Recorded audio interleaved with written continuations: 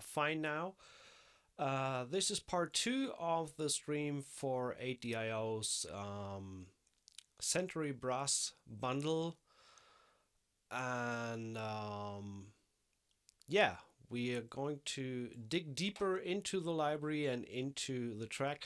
Sorry for the interruption that we had kind of last time I did the stream. I just caught a little flu, took the weekend off, and I'm still not 100% back, but I think good enough to get to work. And I also felt that the theme that I was trying to come up with didn't 100% satisfy me, let's put it like that. And I played a little bit around after the stream and had some ideas. But first of all, this is where we left off last time. So let's take a short listen.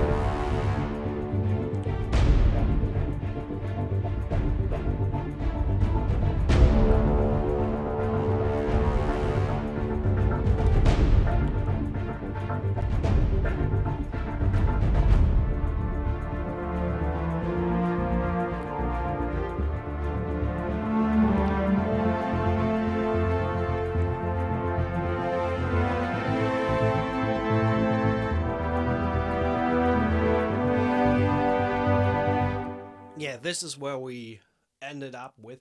And as I said, the whole theme that I had going on here, I wasn't too happy where it was heading, and I played around a little bit more.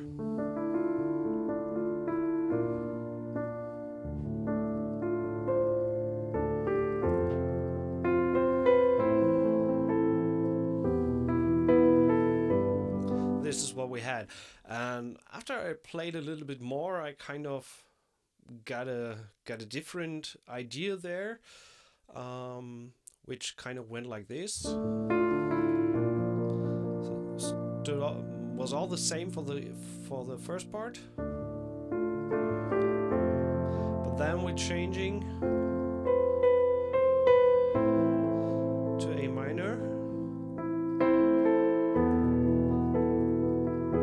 I love that going to E major there. It sounded pretty cool. And then kind of a B part for the theme.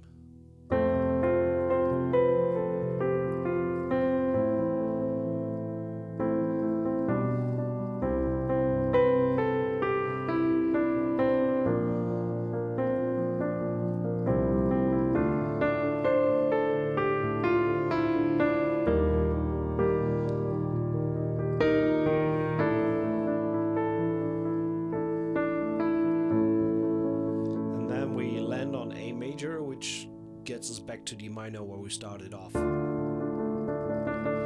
So I really liked that change there. And so yeah, that's the sketch that we have right now. And what I actually would like to do is kind of get rid what we already had and redo the theme, and yeah, take the piano sketch as a basis and then work our way from there. So let's just delete the stuff we have here, and I keep the synth there for later, and we'll just quickly lay down the basic theme with a piano. So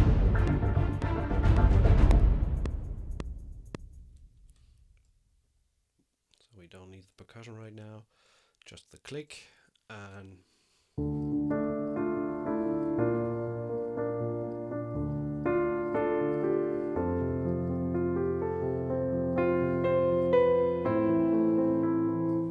so let's first put that down.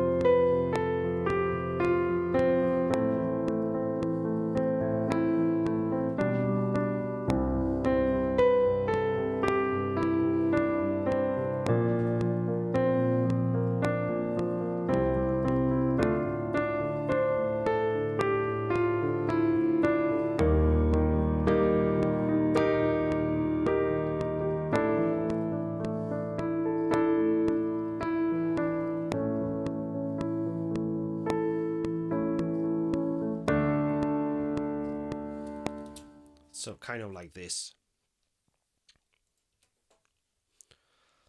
I'm just giving it a small quantize. So hopefully that's in time.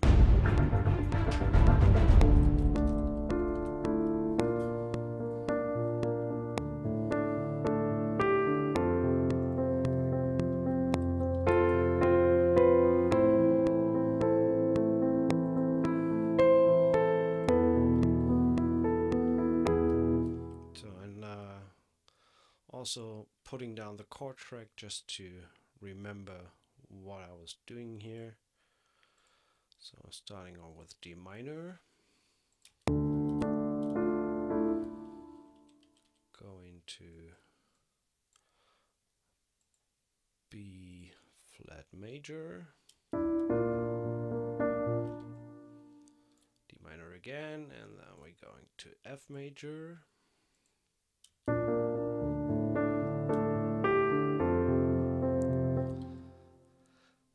Staying on F major, and then we're changing to A minor.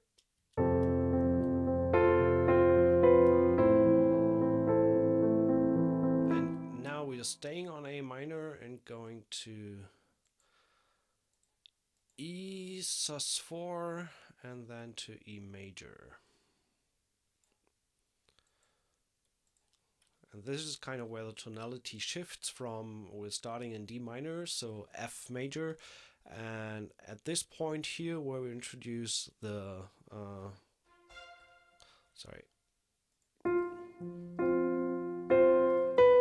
where we introduce the B that actually doesn't belong to the F major scale.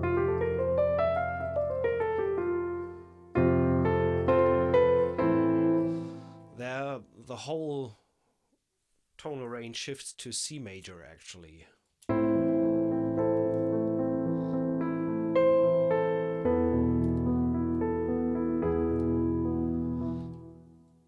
And then for the second part, going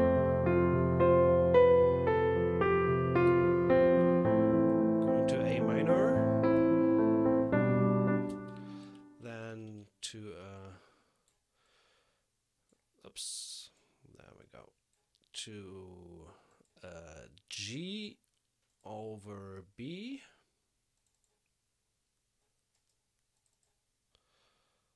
root node is B here.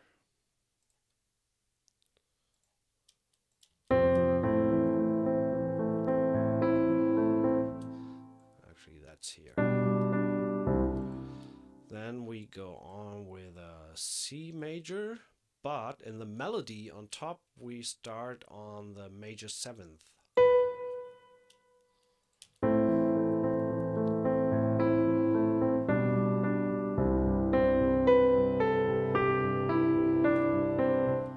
Going to a B major again.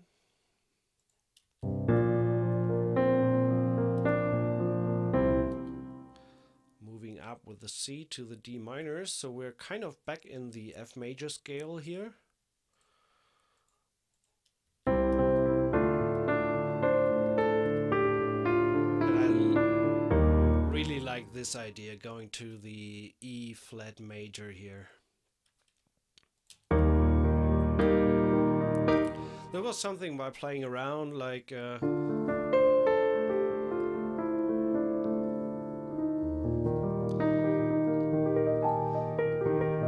was wondering how to actually get back to close the circle back to D minor, and I figure it might be interesting to use the tritone there and go to the A sus and A. So that's a really nice chord combination there.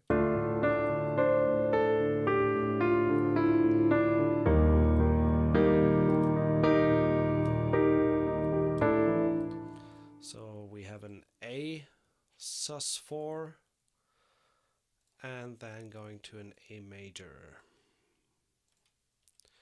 so that we can go back to our D minor afterwards. So we have a kind of full circle for the theme. once more, this is how it sounds after I was fiddling around a little bit more with the chord ideas and the melody ideas.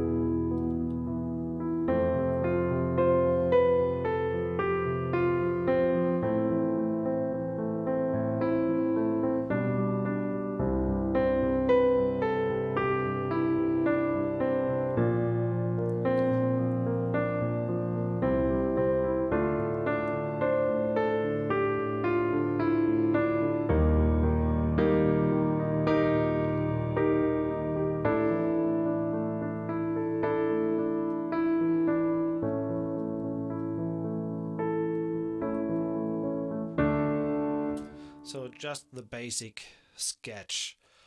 So let's try to work our way around this theme. Let's mute the piano for now. That's just there as a sketch, and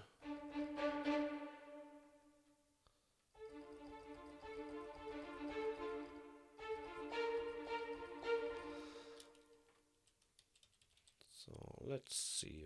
We come from here.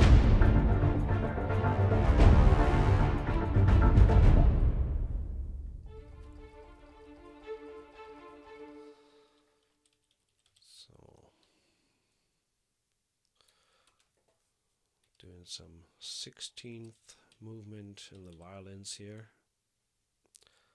Doing step recording, step input.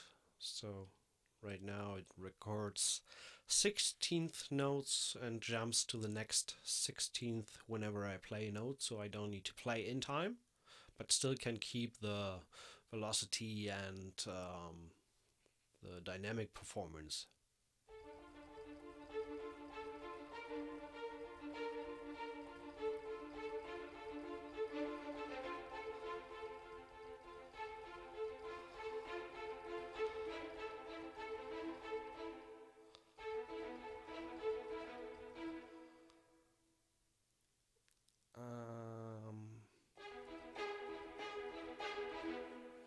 So that we have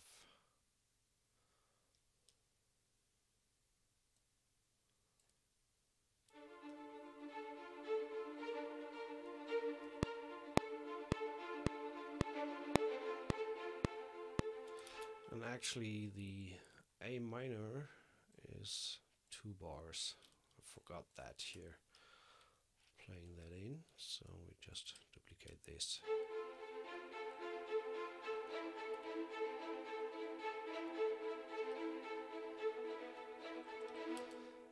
And overall, let's give it a little bit of volume ramp here to the new chord change.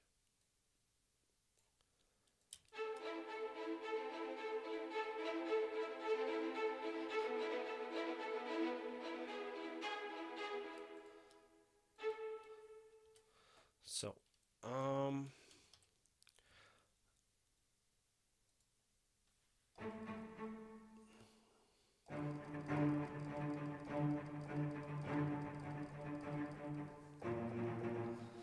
I think I'm going with plain 16th notes in the cello, just doing the root.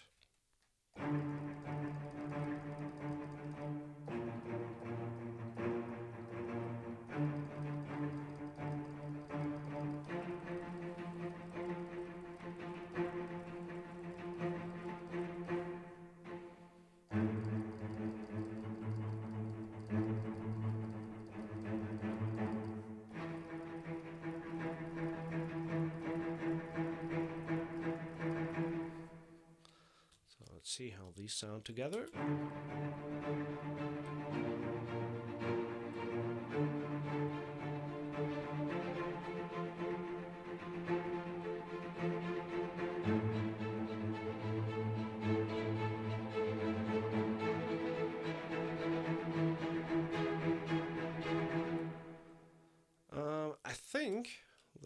be even better off just in eighth notes. Too busy, too hectic. So let's just do.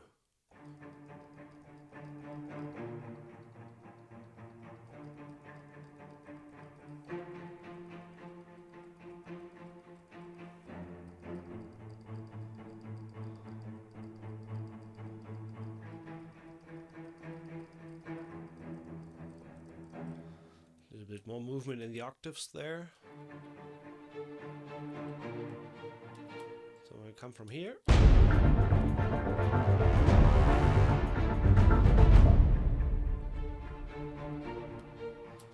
And I kept the bass here, and let's change this to the new chord scheme and extend it for 1 bar.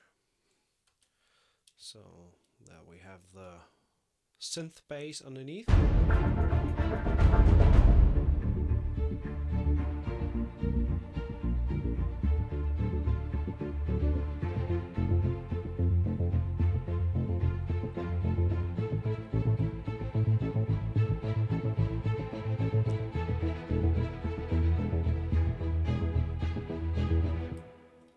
Okay, so now let's introduce the melody, and I wanted to start on either the 2 French horns or the solo French horn. Let me bring in the iPad screen so you can see. So I'm controlling the key switches, which I customized to be down here in that area, and I can control them via my iPad. So Speculast, hi, nice to meet you. So I can change, you can see that accordingly here on my iPad to whatever articulation I like.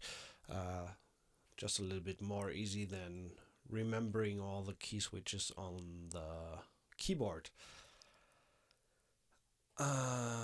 How did you record the MIDI on grid while playing? That's a Cubase function that you can activate over here, step input so-called. I think pretty much every DAW should have that. When you activate step input and whatever note value you have defined in the length here, for example 8th note, then you can play 8th notes, and once you hit a note it jumps to the next 8th position. So back to the French horn. Let's switch to legato.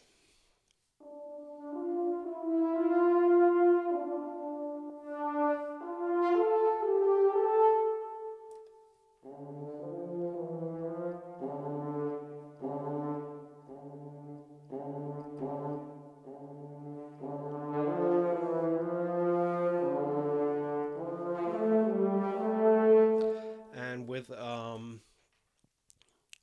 I configured the library to receive the speed information on CC2, which I have here on my keyboard, so I can control the speed of the legato, for example.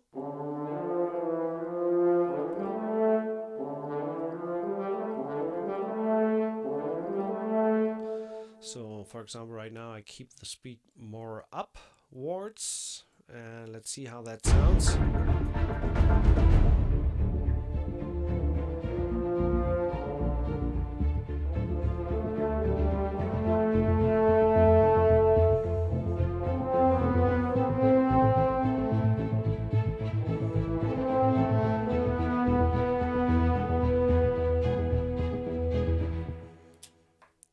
Pretty nice. Let's check out the Flugelhorn, how this sounds, and I think we might actually do that an octave higher.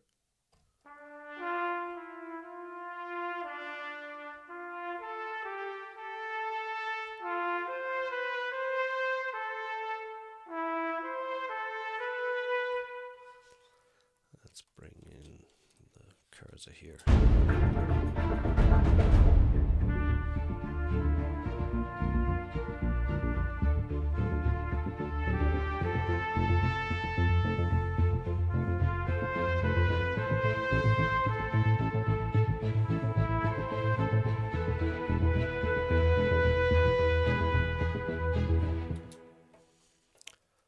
So that sounds pretty nice as well. Or the two French horns. I won't go into detail how I did the panning here. I did that in the last video. I was thinking of maybe getting rid of all the Waves plugins and accessing the panning directly in the instruments. So we will try that out later. So let's first check out the two French horns, how these sound.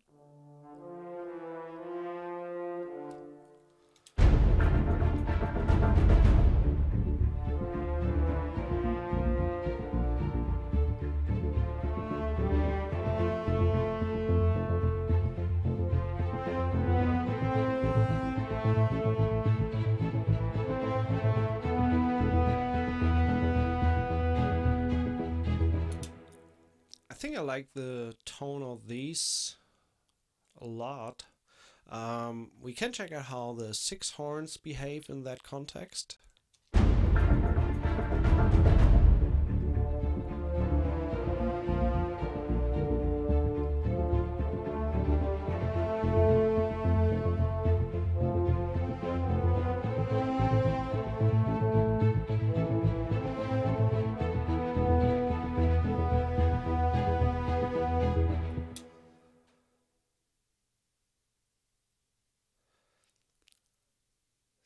So, question there. As I can see from the mixer window, this brass sound doesn't have any external reverb. It's a sound from the box.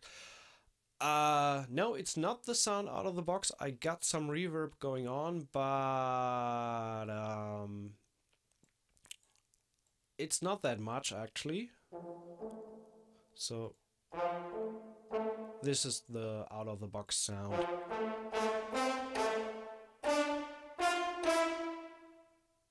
So that's the mixed position. In the other video that I did, in the first part, I actually go through the mic positions and the dry sound. So the dry sound is pretty dry in the end. So I just got a little bit of hall going on here using the Verb Suite Classics, the Boston Hall A. I love this preset on orchestral music. Sounds just great. So overall, the six horns I think are, when we bring in this melody for the first time, they're a tad too much. We might go to them later on when we do a bigger version of the melody, but right now I think we go with two French horns.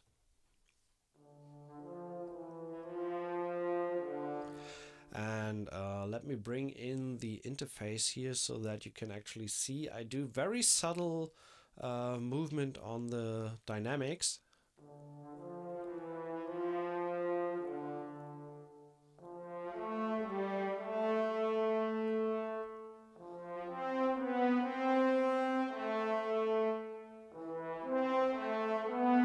And actually want to bring up the speed of the legato, which I put to CC2 on my keyboard, and let's just record the first part of the melody here. I think we change for the second part the main instrument there. So let's just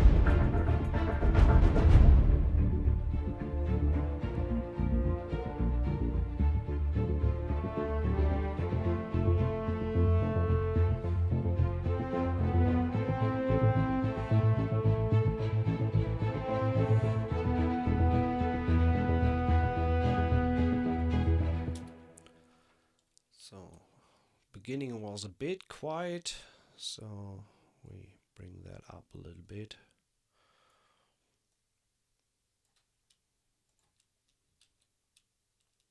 And I think CC11 could be all the way up. Why is it so quiet? Let's check this out.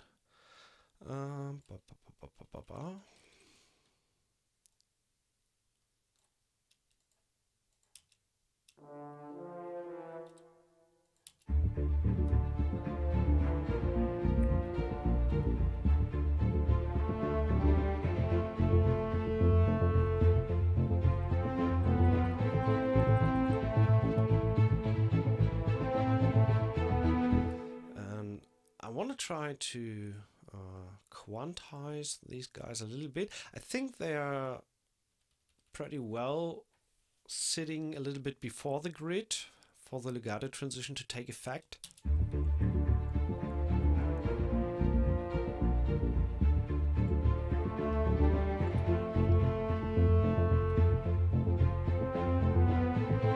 Yeah, you can hear that they're sitting a little bit behind the click. So when I activate the click and solo them, I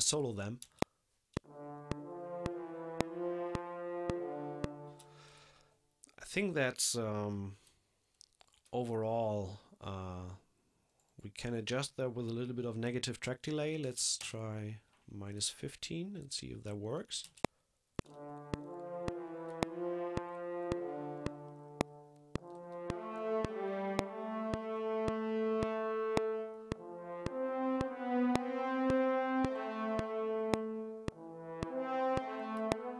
But overall, I think I adjust them a little bit manually and just get them a little bit forward.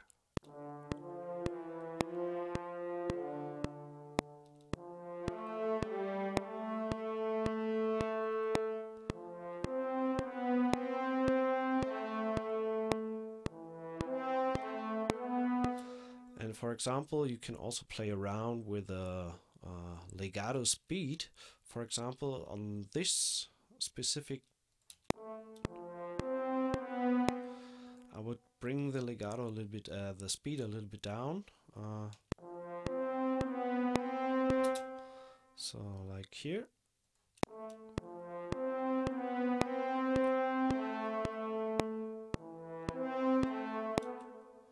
And the same here. Bring that a little bit down there. And just bring that up there. Can we please that way? Yeah.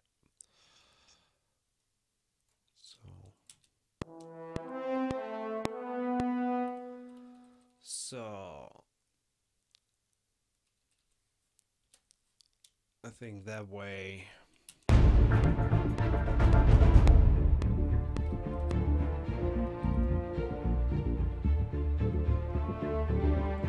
And overall, we should give it a little bit more volume. I think the two horns are a little soft. And as I've said before, I tried to do the panning with the stereo imager from Waves. And after rewatching the videos that Trollz and Colin have done on the brass, I actually want to go back to try to get it sitting right just with panning the microphone positions. So when we solo this,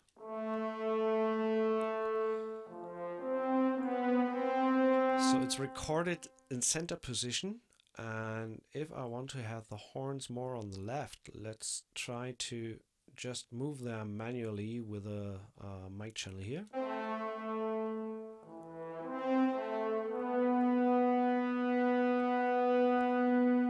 And I think it sounds pretty cool, to be honest.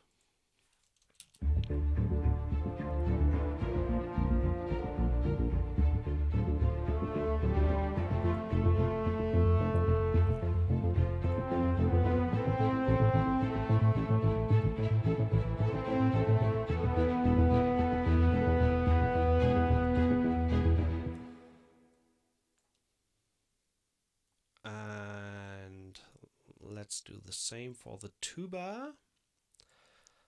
And move it manually.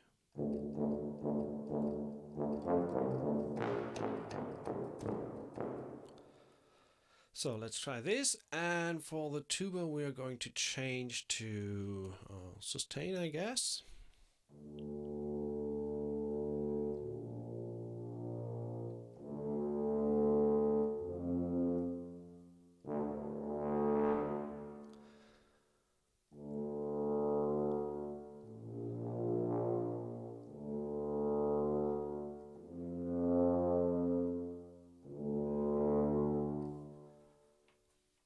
to create sounds for Blizzard. Not directly for Blizzard, I worked on some trailers for some Blizzard titles.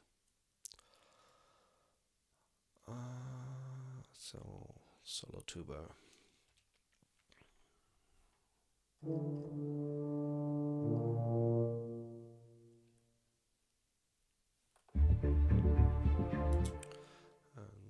give it one more bar to actually switch the articulation there.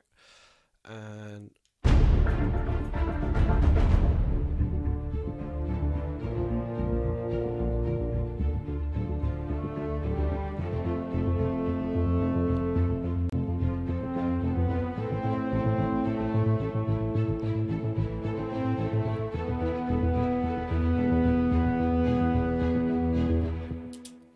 I just laid down the root notes for the chords in the tuba.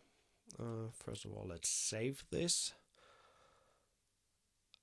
And as you can see here, there's a little bit of movement going on in the mod wheel to give it a little bit of dynamic curve. And I actually wanted to have this as sustain. So right now, together it's like this.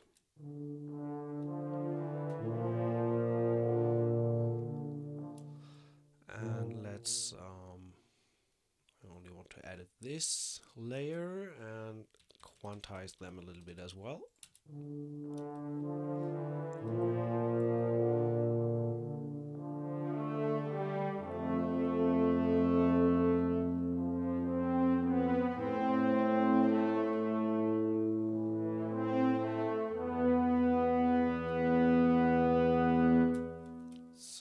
Sounds pretty cool.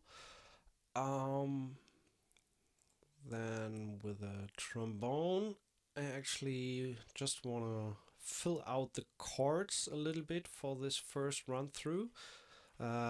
Really want a kind of a choral sound to the brass here, so very soft layers and dense chords, so to say. So switching to sustain again.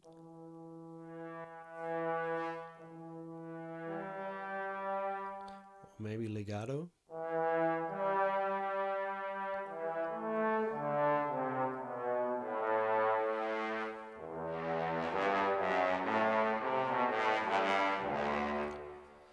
So we have the root note in the tuba already.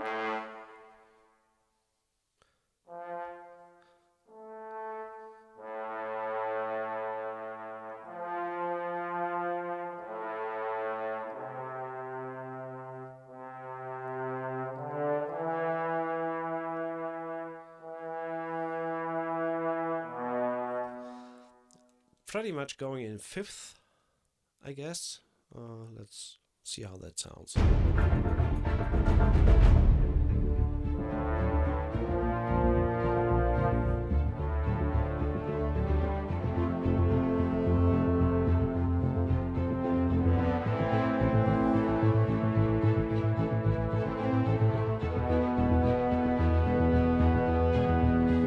Don't like that too much, so trying some and adjusting the speed knob of the legato with CC2 again, and also get rid of the imaging here in, so let's do the direct. I'm still using the Ensemble Pro to load them all. I do for my regular template, but for this specific track right now I'm working on, I don't use vPro, so that's all loaded in Cubase here.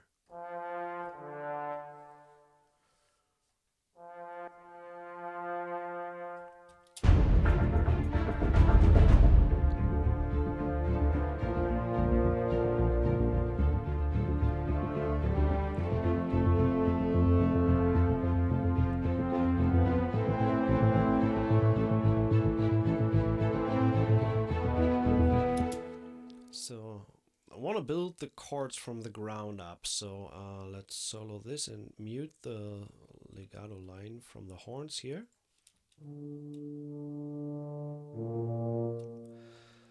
So let's go with a 3-note chord in the trombones. Start with the sustain articulation.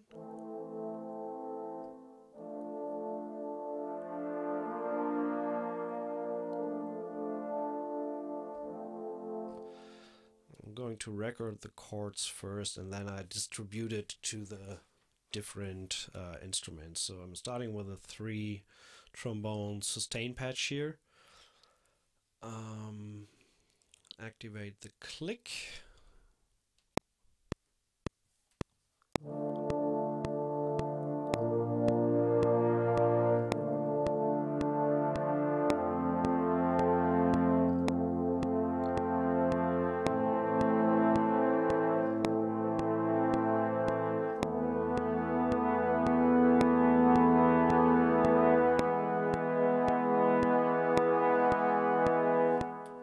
I think that was too long. That actually is 1 bar sus and 1 bar major. And expressions all the way up. So let's see.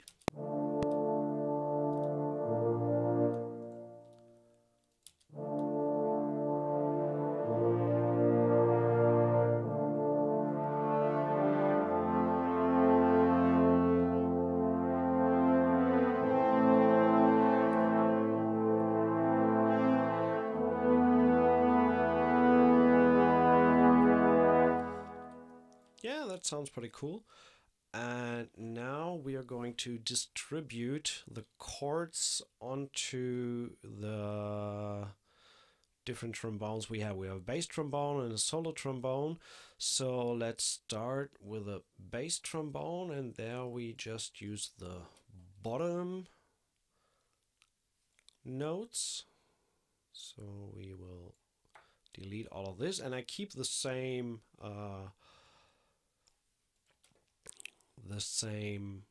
mod wheel curve going on for the bass trombone. So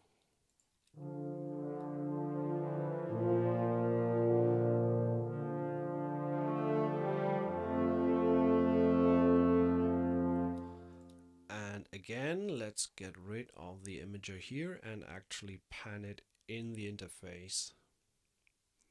Push it a little bit more to the right.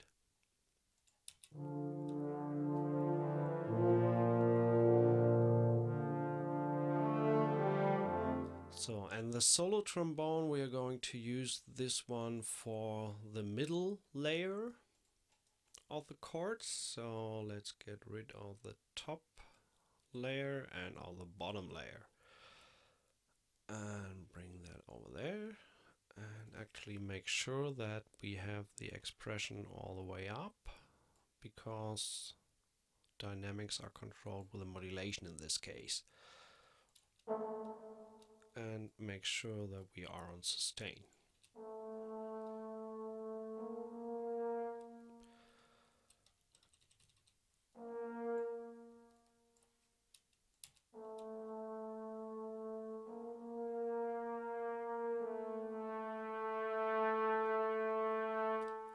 I think we can even turn down the modulation curve a little bit. And now let's listen together.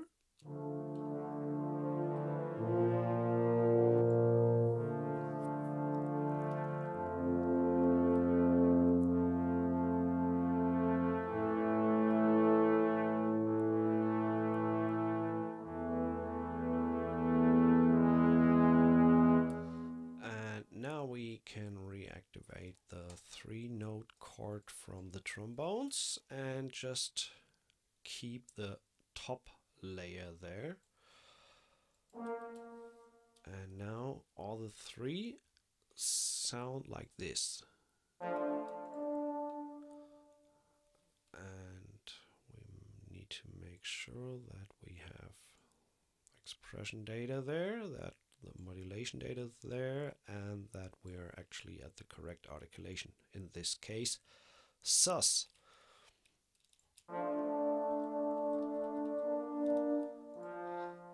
and the last one is missing the articulation. There we go.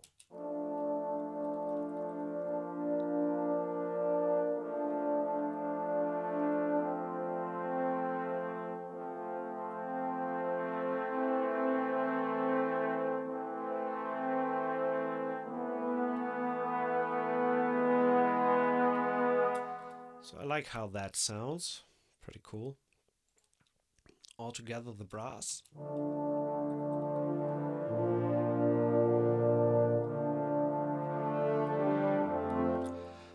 Maybe what we can do is double the 2 French horns with 1 more solo horn, and again I'm getting rid of the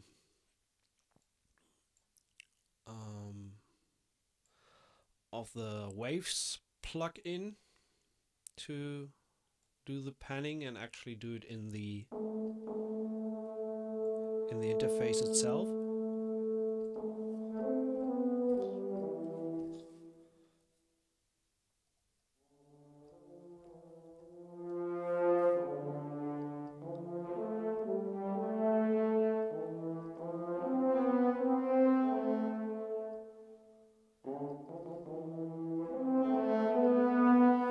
Let's see how that sounds together. And I actually don't copy this line, but play it again.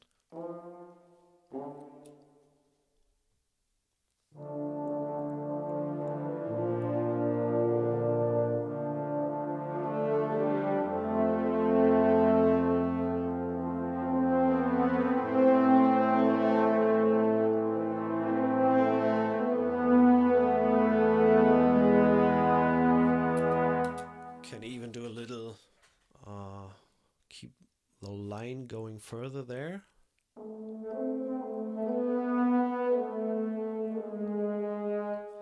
Let's try this.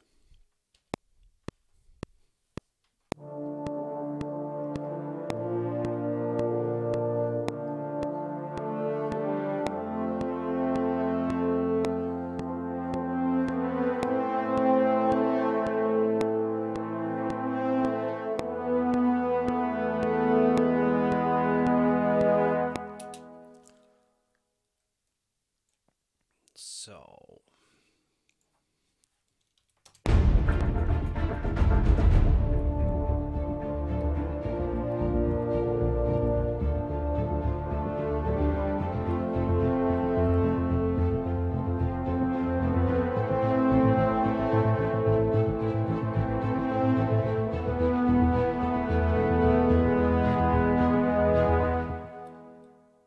I like that.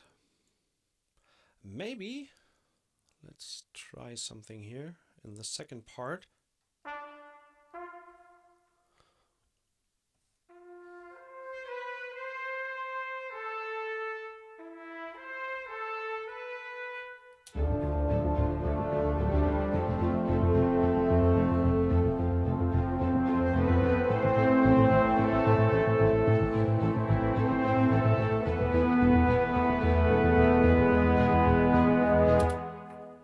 No, it's too much already there. We will do that later, like octave layering and things like that.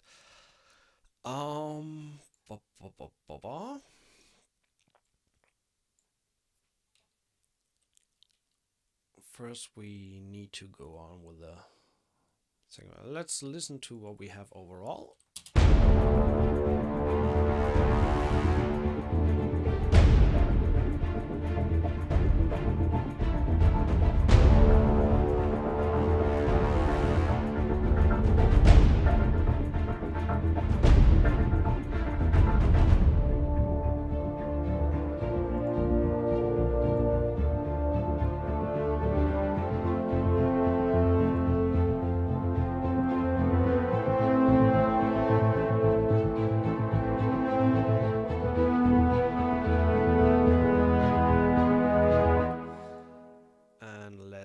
Just double the last note in the cimbasso, again muting the waves effect here and moving it manually to the right. Cimbasso is usually sitting on the right side with the low trombones or the tuba, so I'm pushing it pretty far. And actually I just want to have the last low E on sustains so that we just thicken up the E there.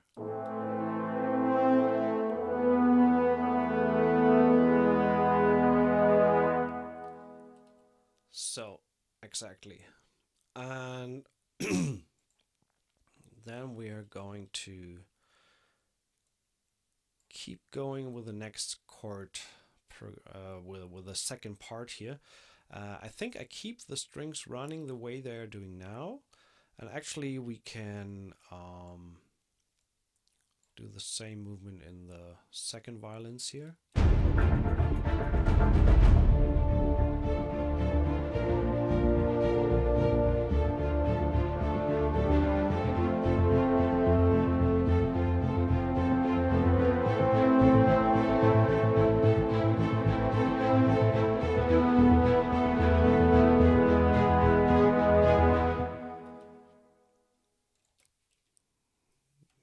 That's fine. So now we go on with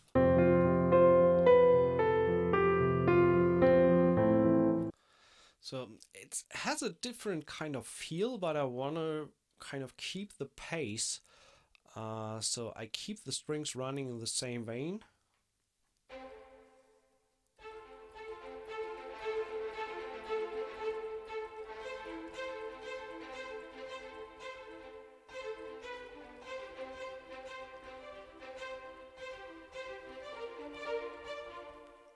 Let's go with 16th notes here in the strings, like in a arpeggio going on.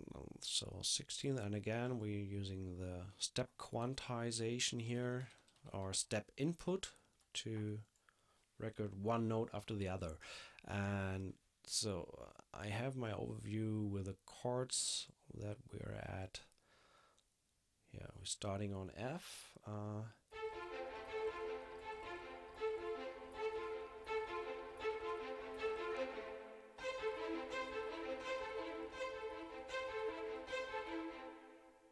And then we have the G over B here, so doing the, and then to C, and that's 2 bars, to B,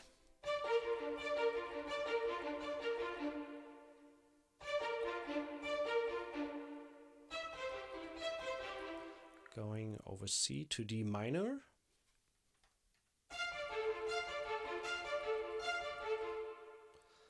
and that's actually 2 bars. And then we have this E flat that's coming in.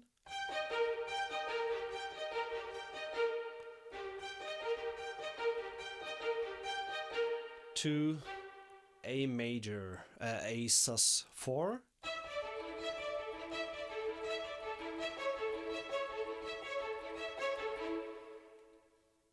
So that's the chord progression we have there.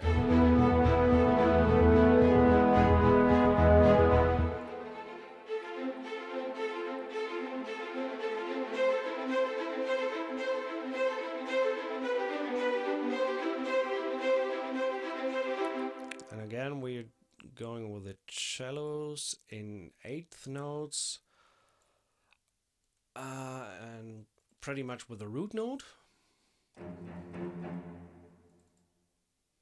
So let's give it 8th.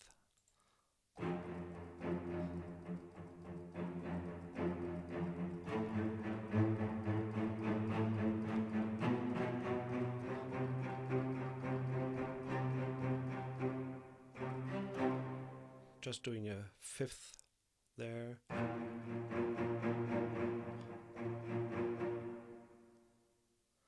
And actually we're going over C.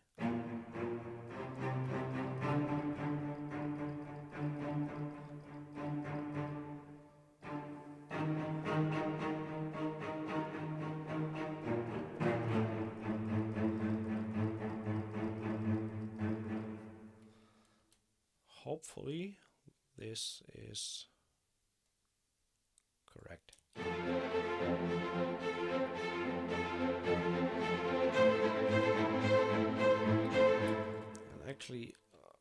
think we turn this a little bit down. It's a little bit too energetic. So usually violins don't play an arpeggio like that in double forte.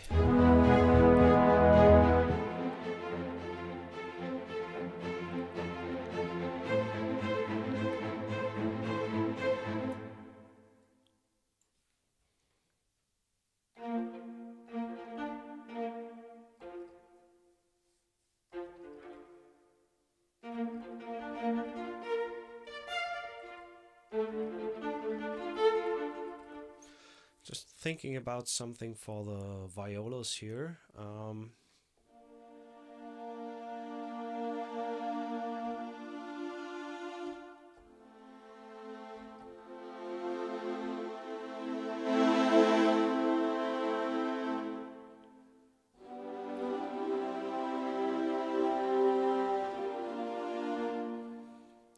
Doing some chord work underneath. And I'm actually thinking of using a different patch here. Let's try. Where do I have it? Well, doesn't matter.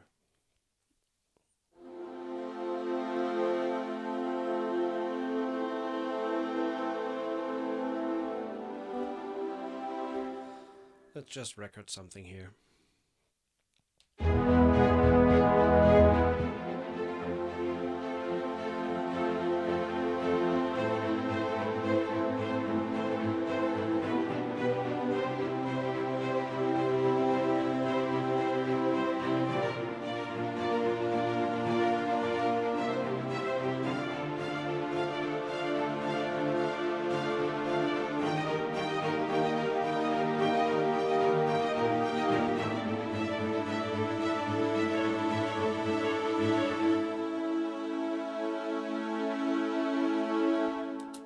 Actually, I have the strings too short here. This is double the length. So I'm just going to duplicate these and bring these guys up and these guys down. So this way we have double the length of, and we'll bring this guy down. And for the cello, so we have the same, they're double the length. So saving in between, and maybe let's try the Flugelhorn for that second melody there. Right now my system is stuck for whatever reason. What's up here? Come on.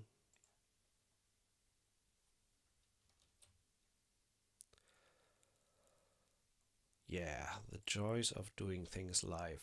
So I'm just going to close this and reopen. Sorry for this. Life is life, right? So sometimes, but it might easily be because I had been running my system for quite a while now without restarting it. So let me just reopen this. We are back in a second with hopefully a working project.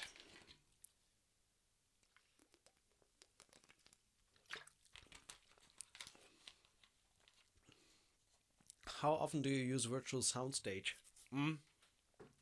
That really depends on the library that I have in the track I'm working on. So when I have dry libraries, or libraries that are fairly dry, I prefer to place them with virtual soundstage. Other libraries, like for example Century Brass or other string stuff, Cinematic Studio strings and things like that, I'm usually fine with the positioning that I can get from the microphone positions, or most of the time even from just the mixed mics. So this is the drier the library, pretty much the more useful it is to use Virtual Soundstage. But for example, my big template that I have running on my two PCs with a good 800 tracks or something, there is no single instance of Virtual Soundstage in there because it just works the way it is there. So it really depends on what libraries I want to utilize. So reloading the track, and we should be back in 3, 2, 1, 1. There we go. Okay. And now it's telling me it's not connected. There we go. Do we have sound? Yeah, we have.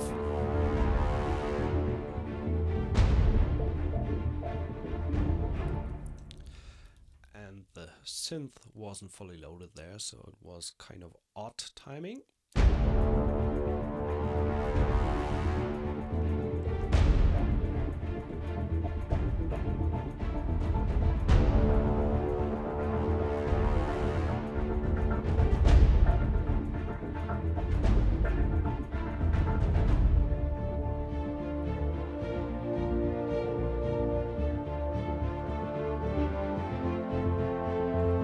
I think we should give them a little bit more oomph in the beginning. They are a little bit too soft here.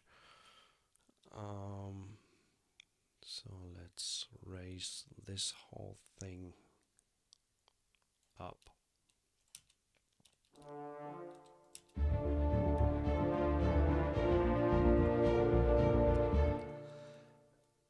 I'm not really sure, do they react to velocity?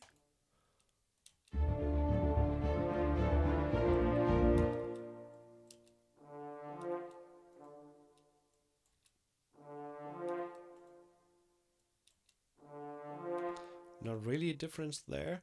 So what we can do is, sorry, there we go. Give him a little bit more in the beginning.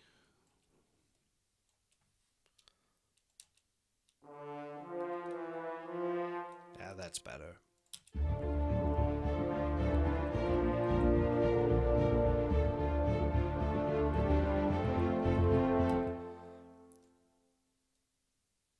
Just raising the overall level a bit.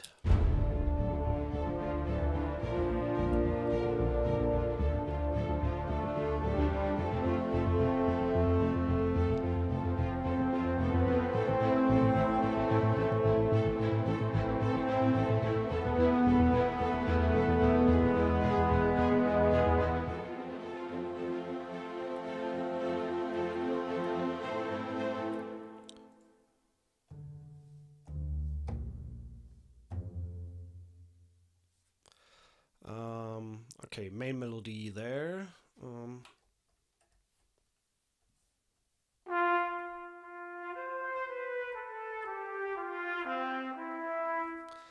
want to go soft there first. Not really sure if the Flugelhorn is the right instrument, but we check that out.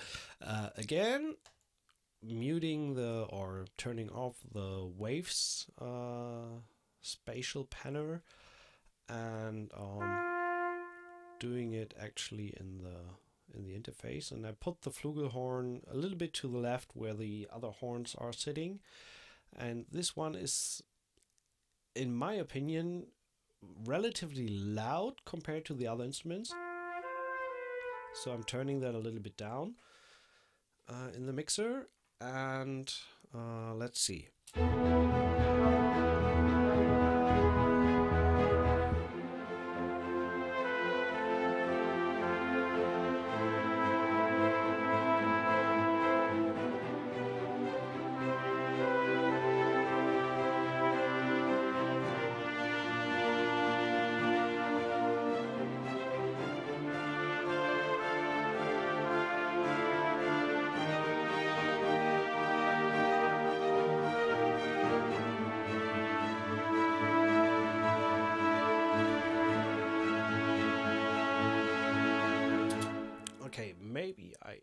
turned it down a little bit too much. So give it a little bit bump there, and so I'm going to record this melody with the flugelhorn first, and then we see how we can spice it up.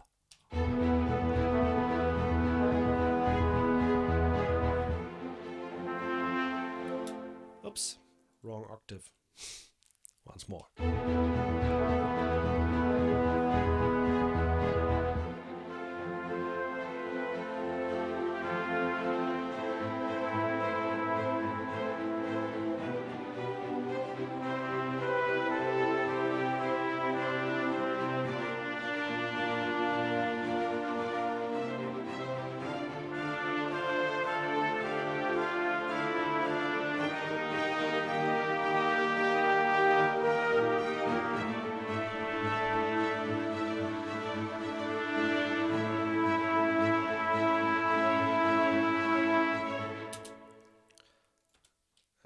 Overall, we should give them a decent rise here towards the end in the strings. Doing the same here in the violins, and the same here in the violins too. Give them a raise towards the end. And for the second half of this second melody, I feel we could double that with the 6 horns, really to give it some energy. And again, with the 6 horns, I haven't treated them, so let's... where is my... there.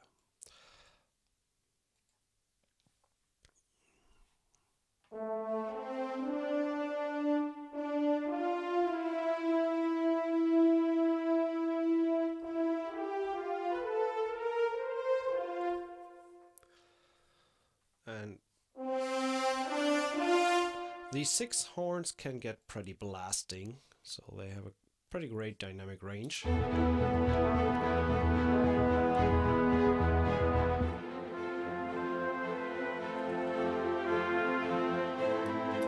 I was a little bit hesitant with the mod wheel in the beginning here, so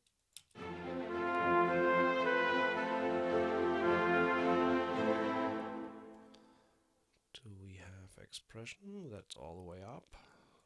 So this is really sensitive for the mod wheel.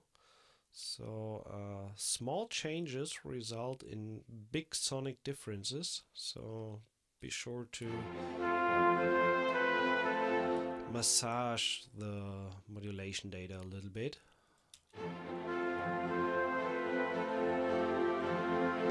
As you can see, it's really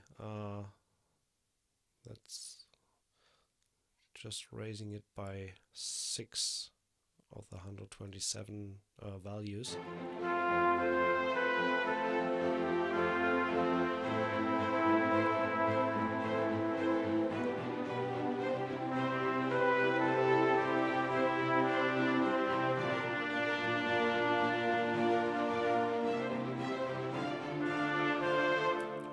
And there, from that part on, let's bring in the 6 French horns.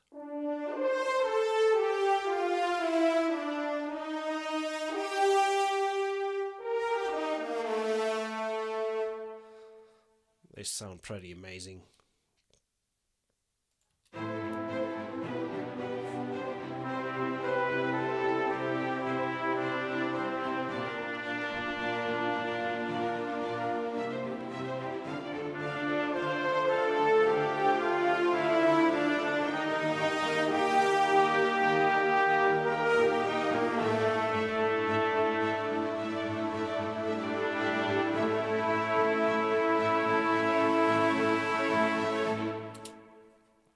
So that's what we played there. I think the Flugelhorn together with the 6 horns sound pretty badass.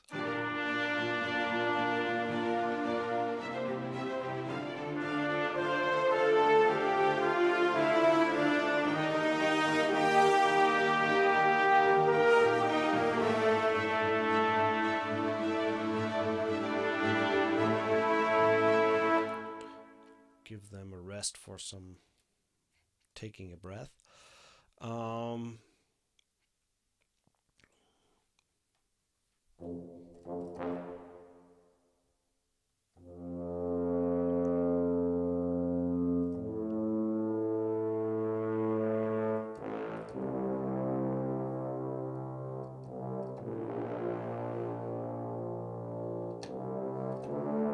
Just thinking of the bass line for the tuba.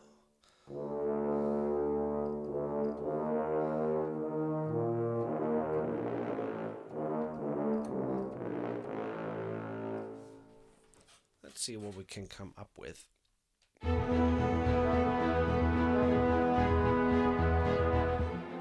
What are we actually on? On F.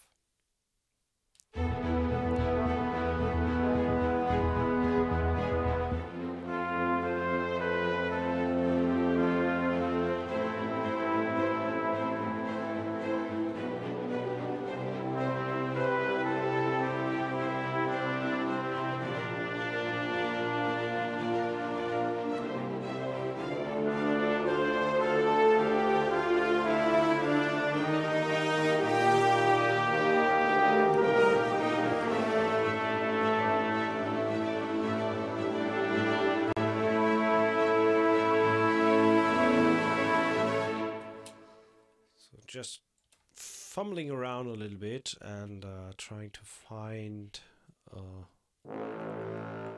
bass line. So what do we have here?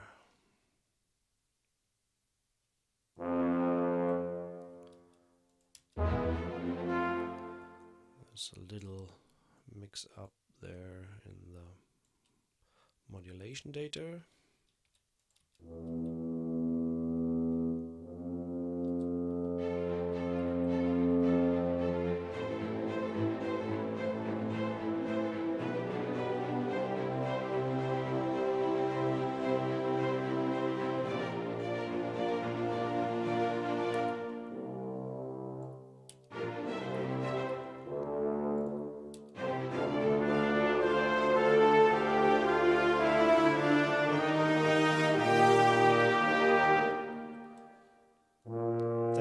Faster. Ba, ba, ba. Ba, ba, ba, ba. Sorry, I'm tenor, no bass.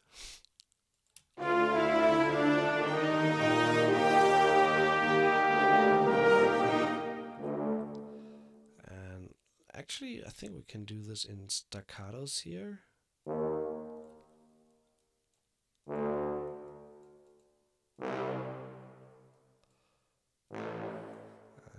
To sustain for this guy.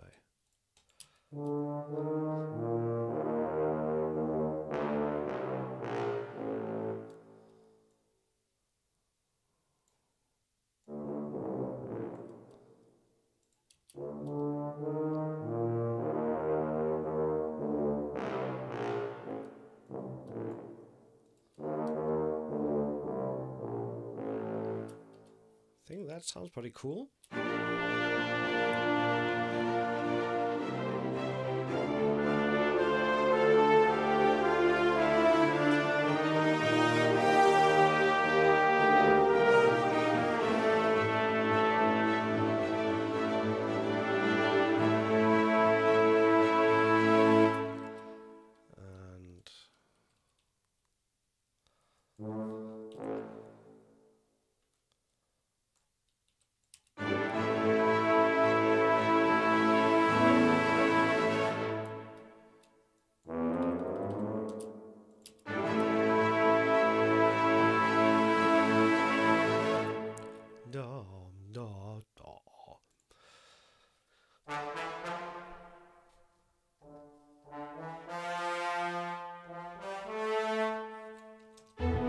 Just trying some counter melodies and in between stuff.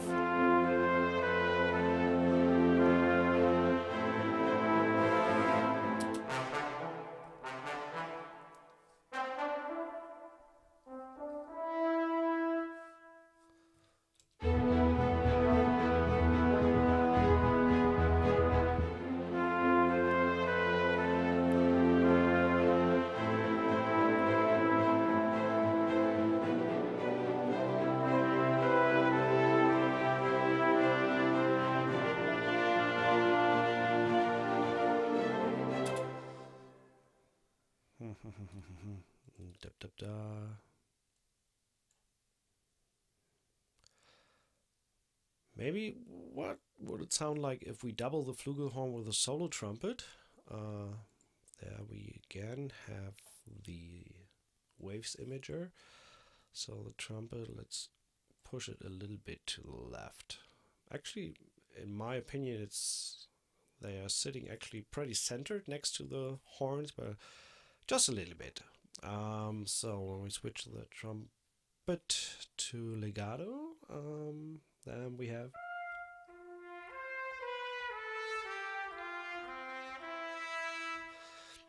has a pretty similar timbre to the Flugelhorn.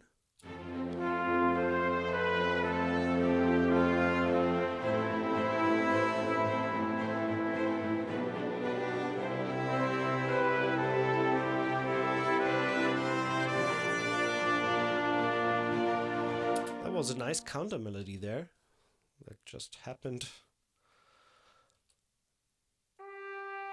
intuitively. Sometimes these things work great together. A nice counter melody there. So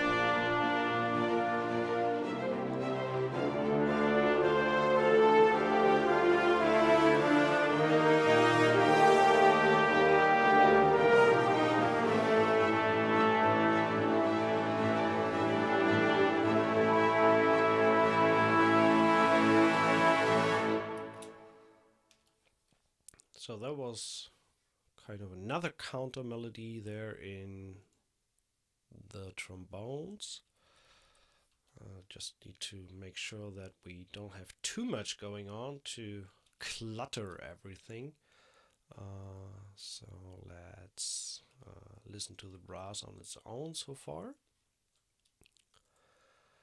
What's better, Berlin brass or ADIO? I don't have Berlin brass, so I can't say anything about it. I think it's, in the end, it's a matter of taste.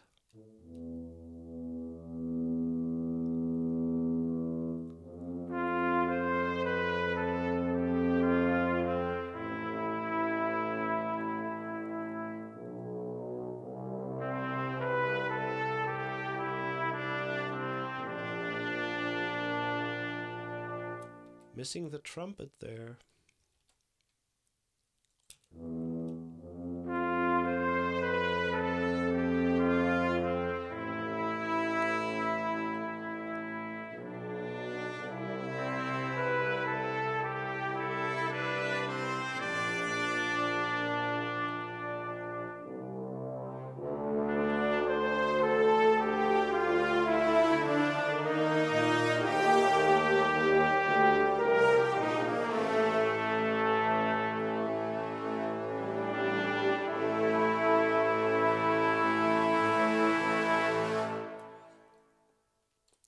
That sounds pretty rad, to be honest.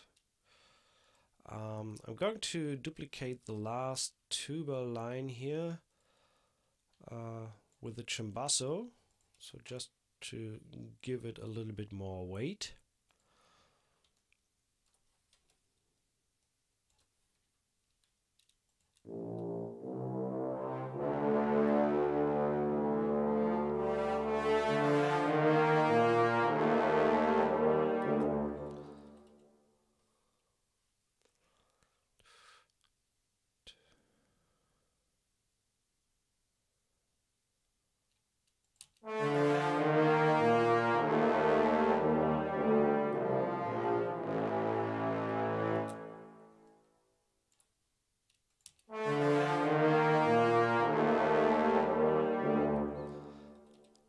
idea how long the soaring shorts are. Let's try these out for, or maybe the Mikado shorts for the trombone here.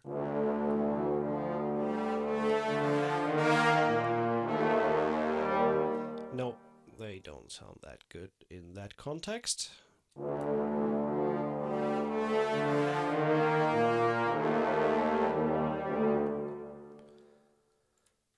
But we can shorten the sustains a little bit.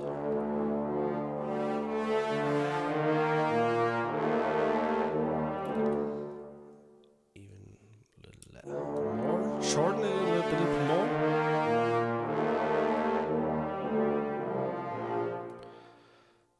And I'm not sure whether these are velocity sensitive.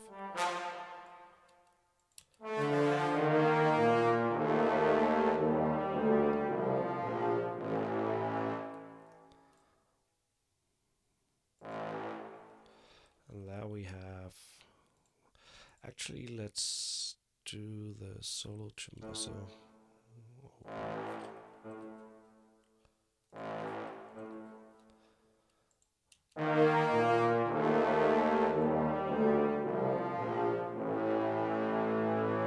Sounds better.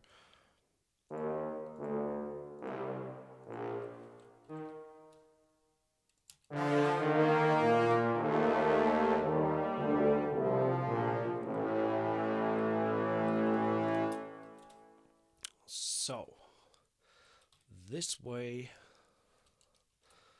that's what we have so far. So I'm going to loop this for a little bit and let it run, and keep the mic silent because I just need to be away for a minute. We'll be back soon.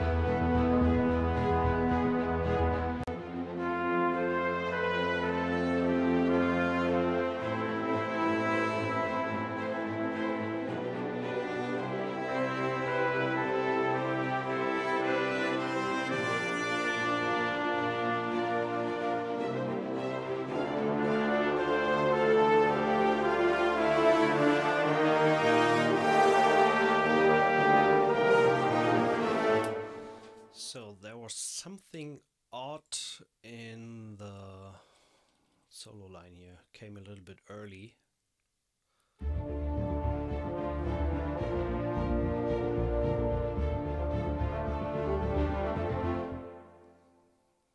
What the hell?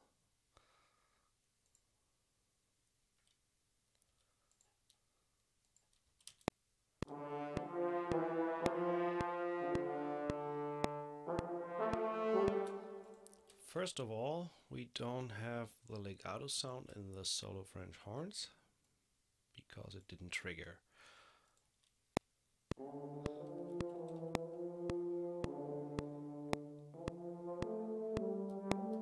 I haven't even quantized that stuff, so we're going to quantize that a little bit and do a little bit negative track delay. Say -18 for example, and then move the rest accordingly.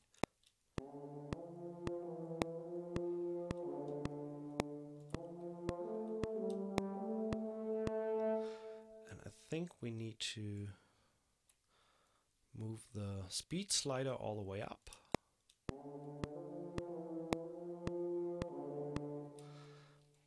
But yeah, the legato transitions are a little bit late, so we move them a little bit forward.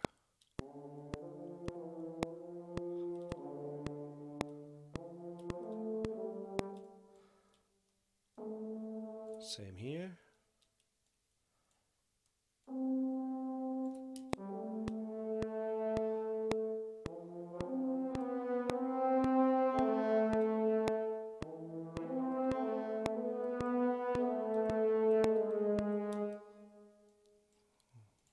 Was even a little bit too much. So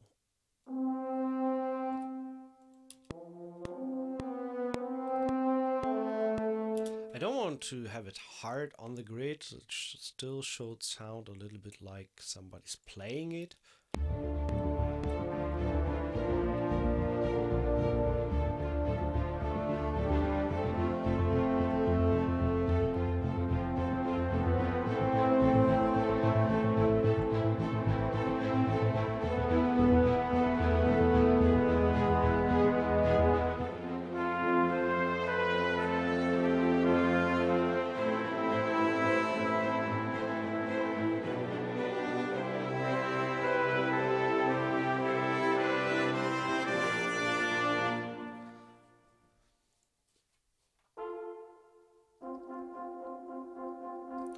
Let's do some short notes in the horns here until the 6 horns come in. So we are going with, let's do staccatissimo and step record. And actually let's do them in with the full chords.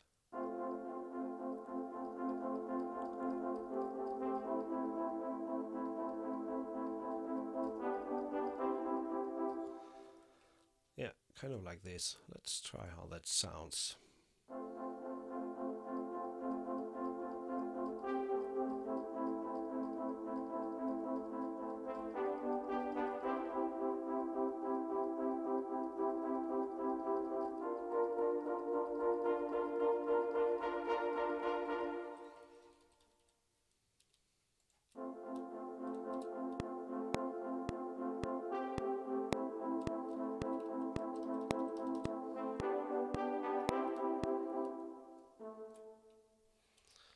So brass on its own. Let's see how these sound together.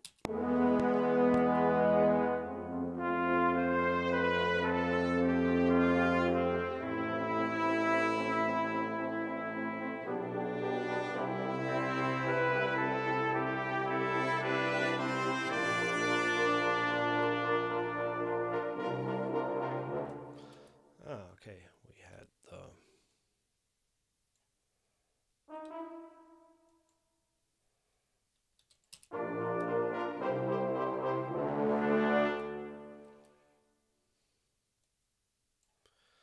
and we are starting on the, so we still have that first quarter note here.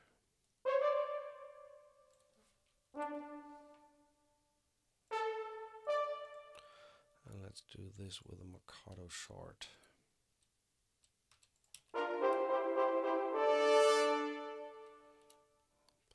Actually, that's too long. See if we can speed it up a little bit.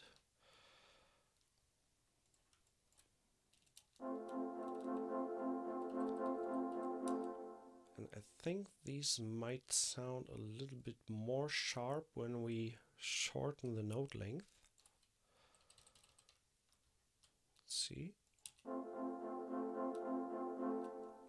Does it make a difference?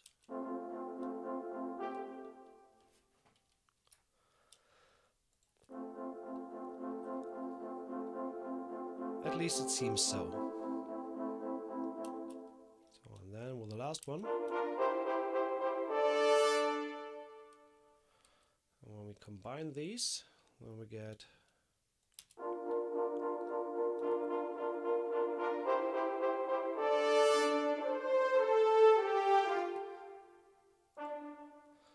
turn down the volume a little bit.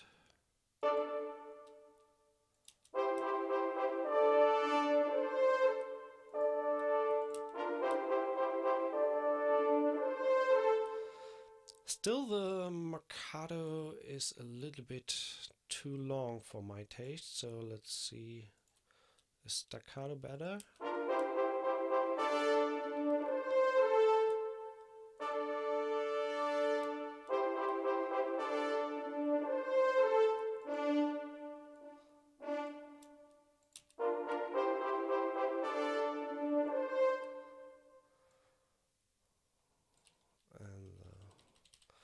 Modulation can be up on the entry note there.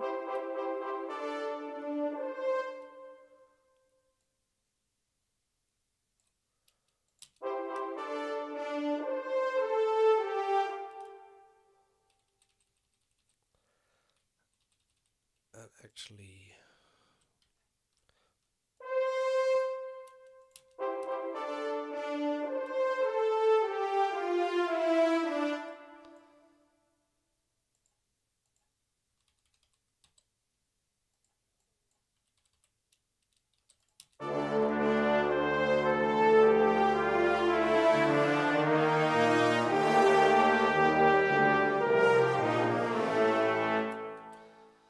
so.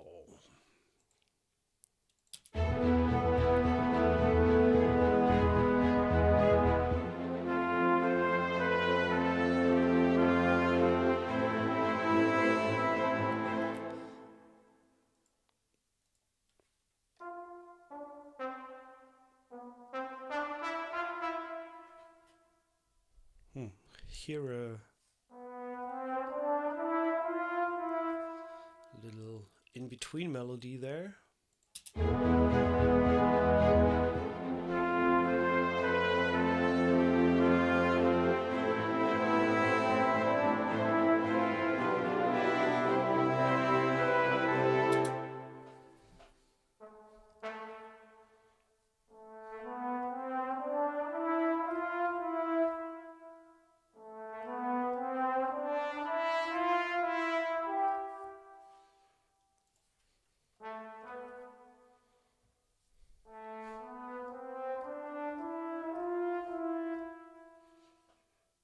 Maybe with 3 trombones.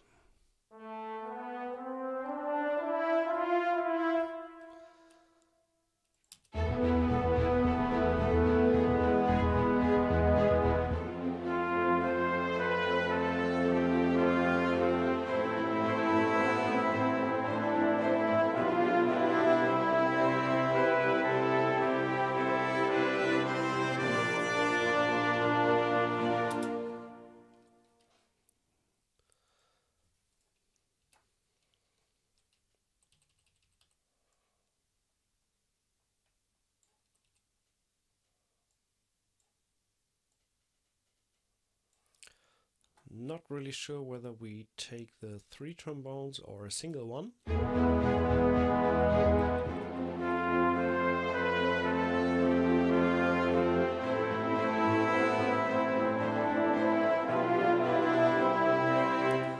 It's getting too loud there, so let's take the single trombone and see if we can soften it out a bit.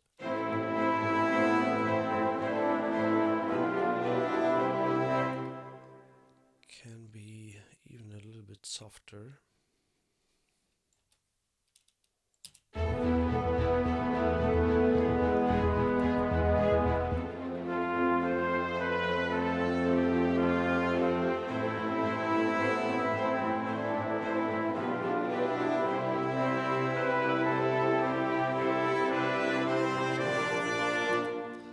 And now the solo trumpet does a little bit too much here. Let's solo the brass again.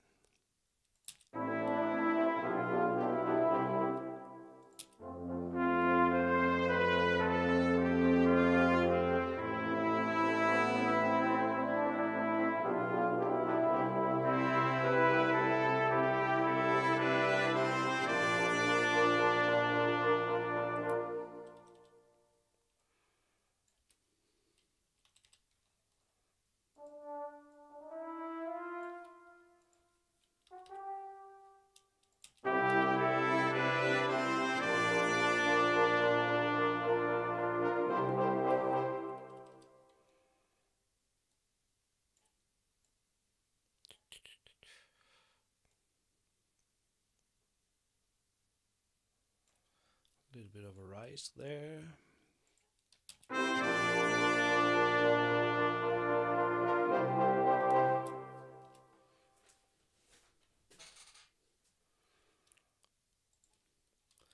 And maybe we can duplicate the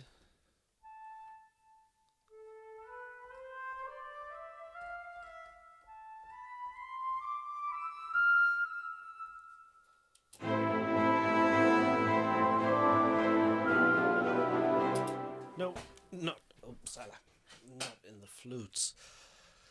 Ba, ba, ba, ba, ba, ba.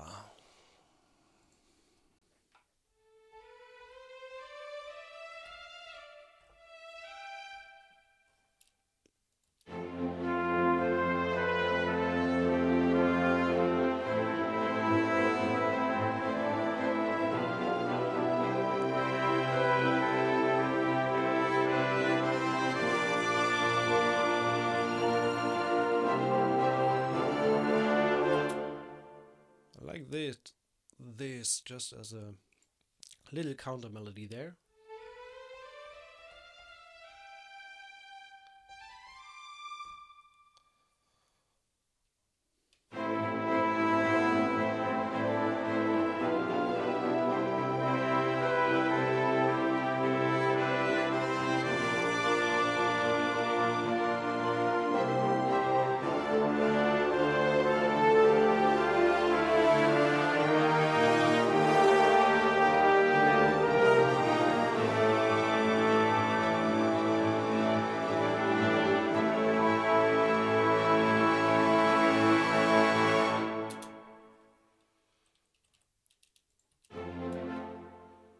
Okay, so now the whole thing again.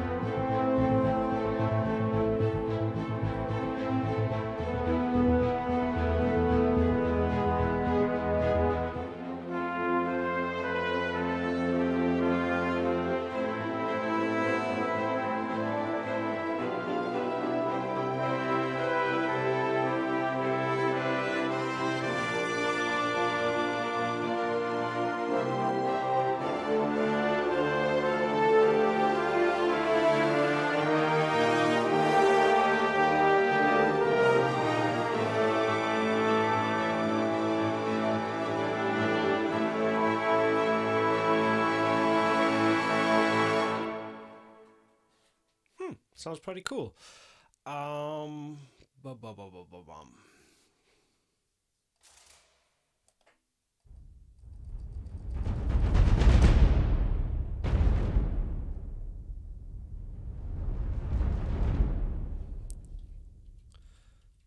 Giving it a bit of a push there with the percussion.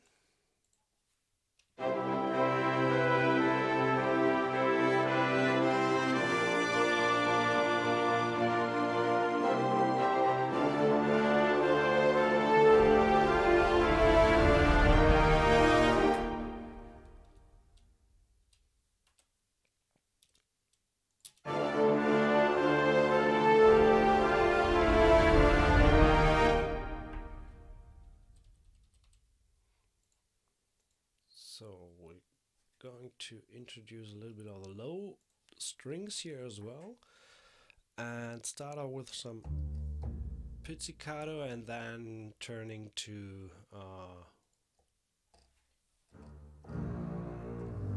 some legato. Pizzicato first.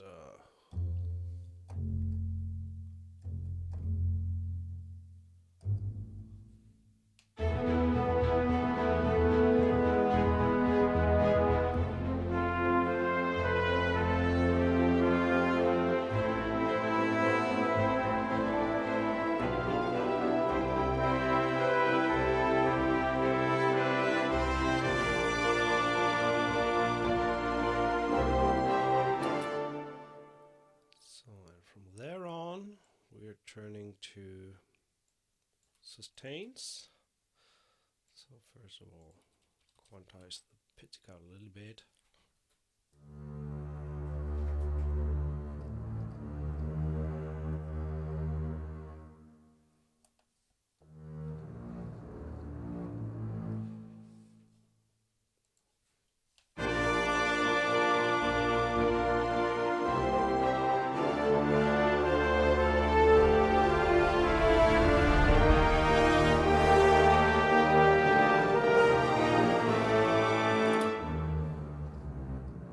Actually mimicking what the low brass is doing there.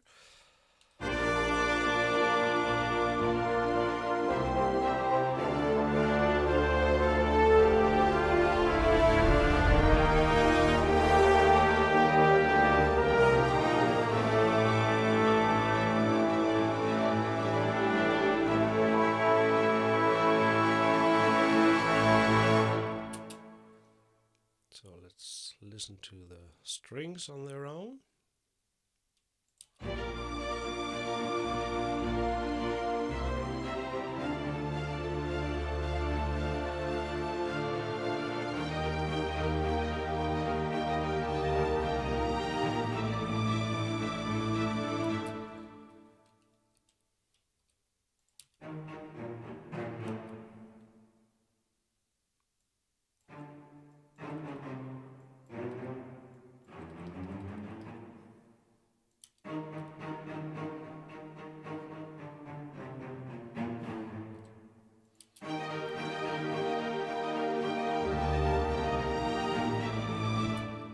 That sounds better.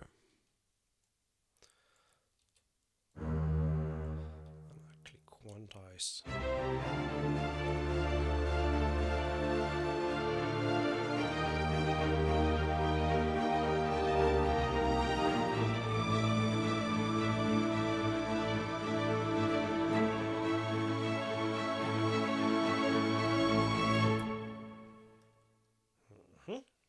That's nice.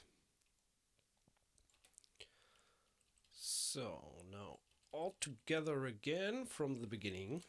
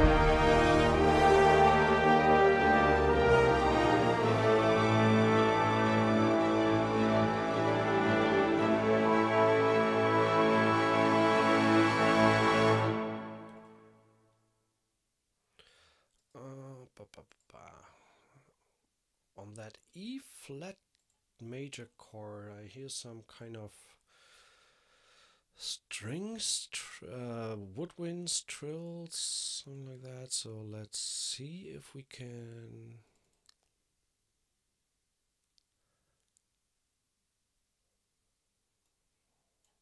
let's see.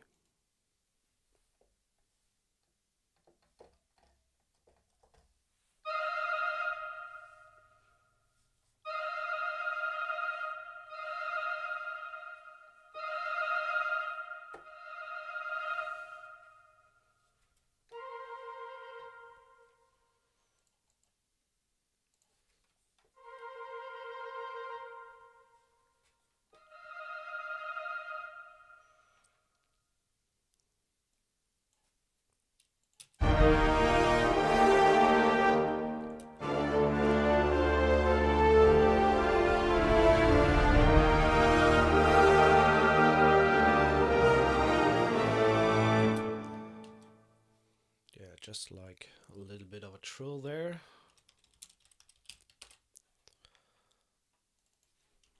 That's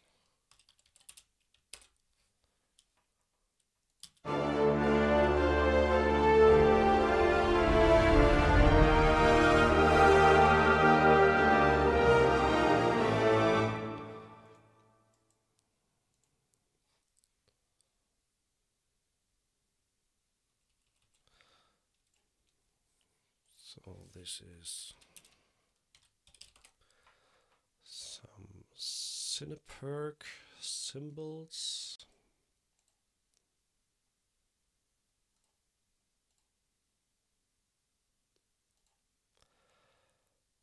Cineperk orchestral cymbals. There we go.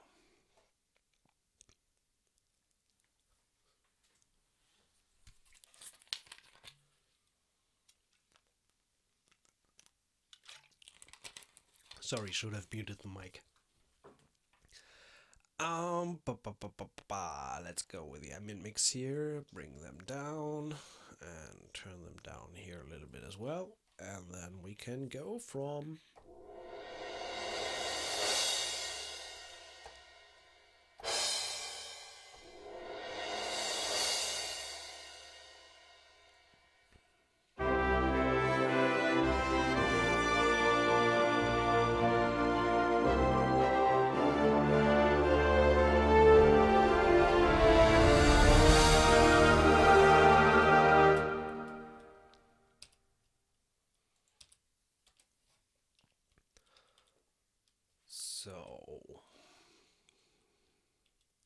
not sure whether we keep running with the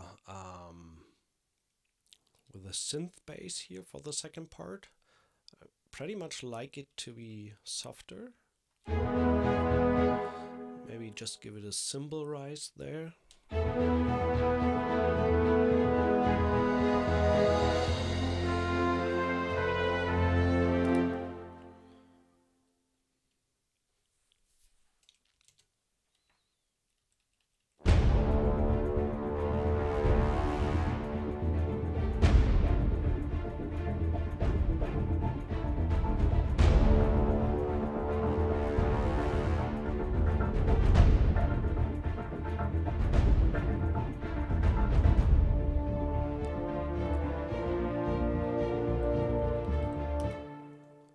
Definitely need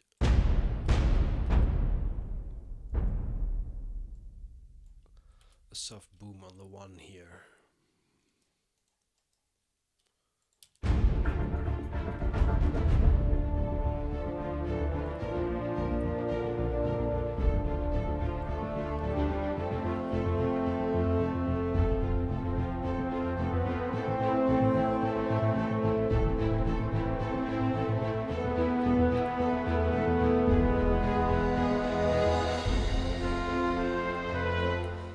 A little bit too much, so just on the one.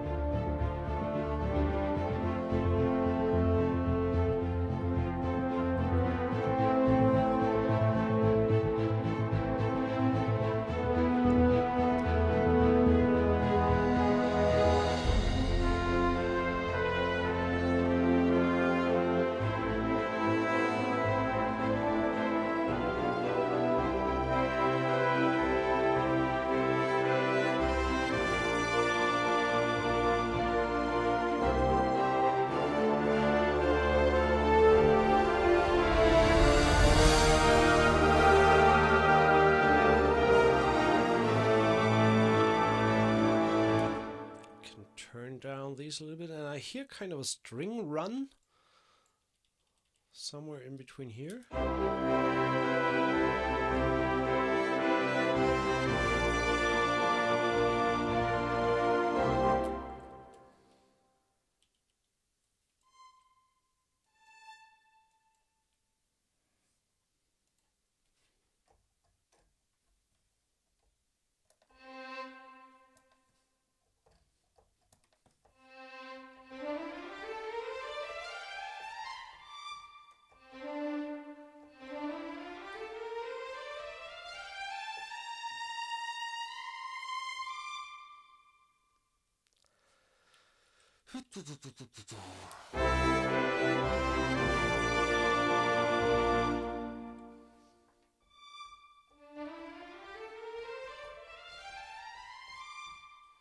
Yeah, like this. So what we need is 7 tuplet.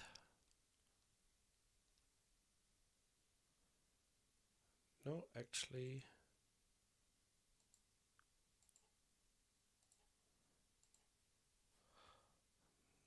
Not on quarters, but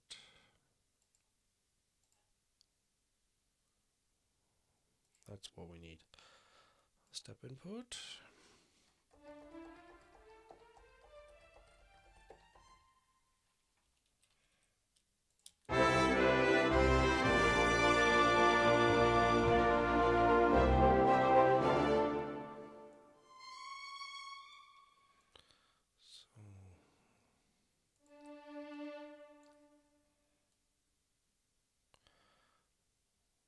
Not sure whether this works with the currently loaded strings.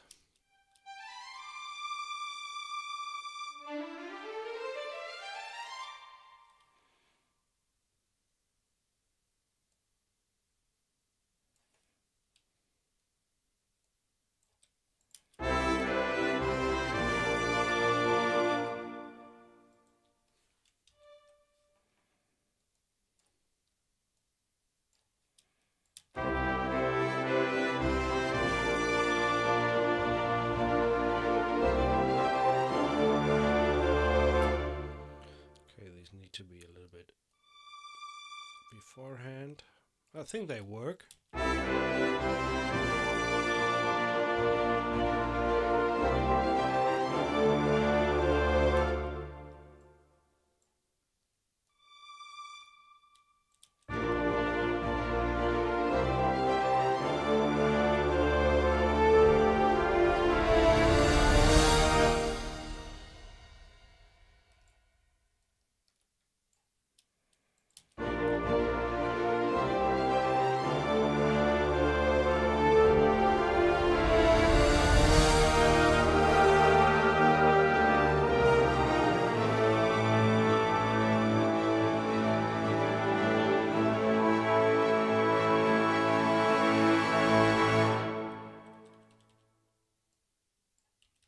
So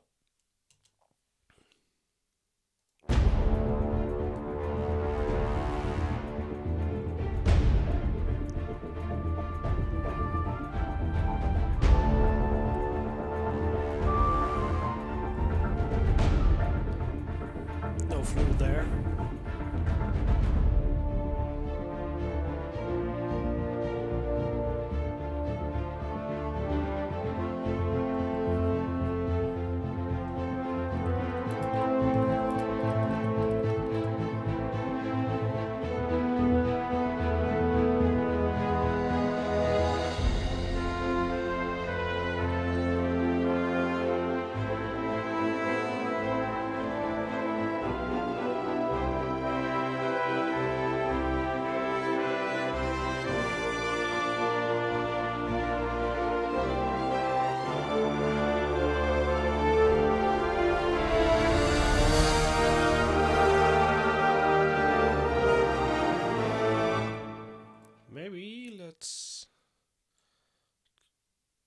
Duplicate the run in the flutes.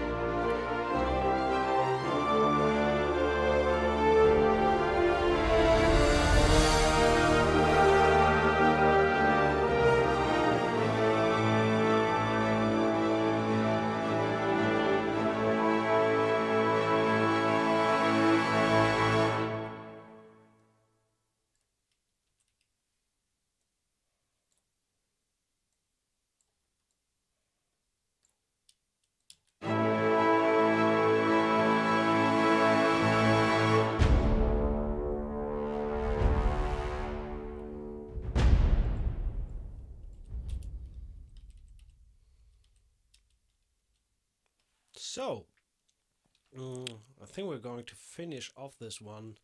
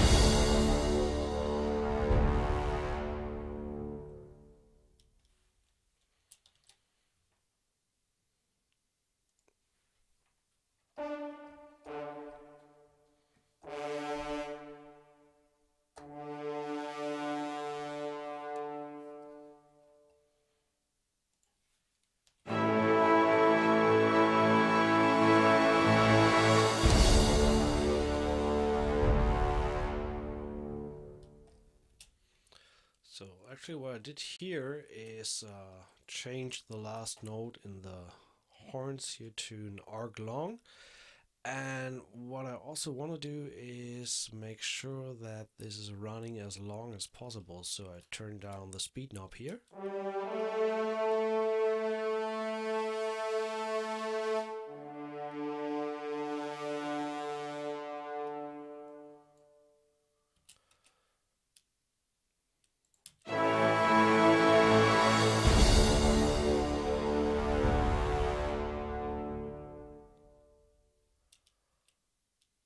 Exactly.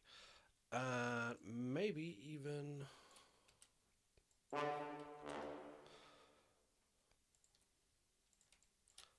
put two horns underneath in a lower range. So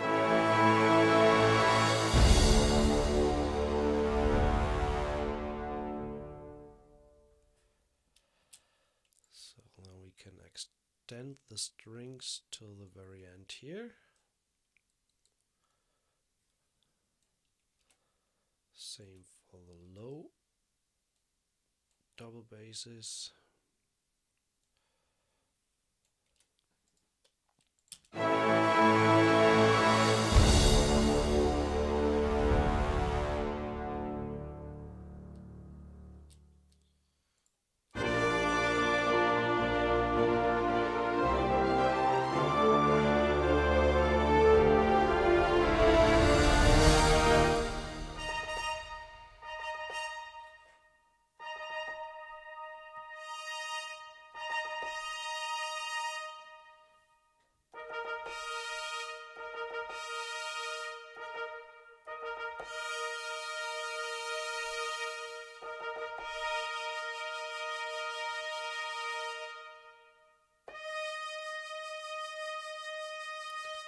Some kind of trumpet fanfare there on top.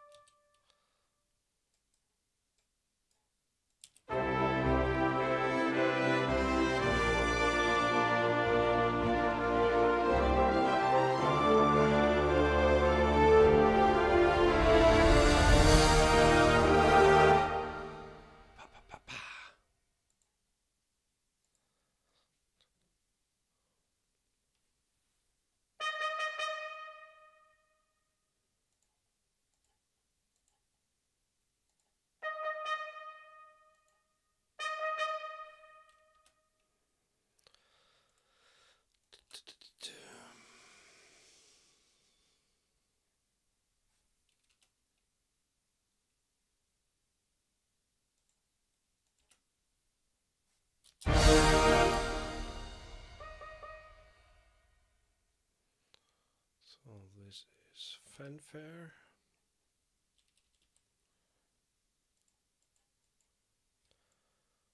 Oh,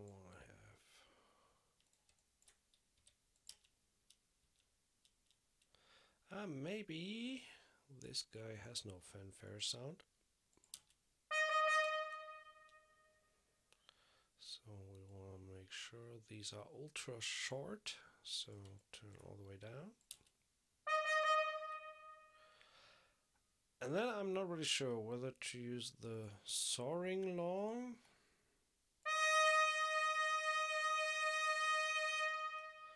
and maybe turn the breath all the way up there.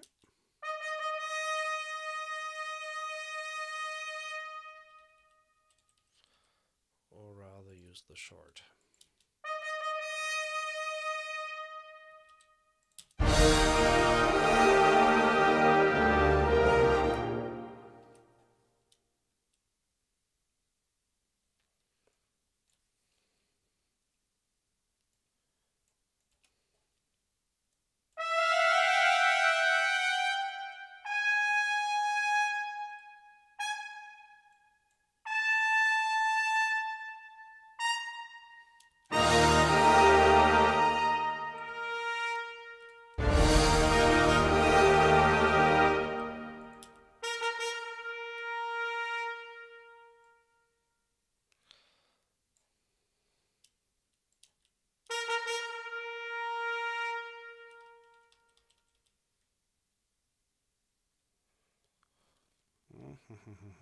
What do we do here?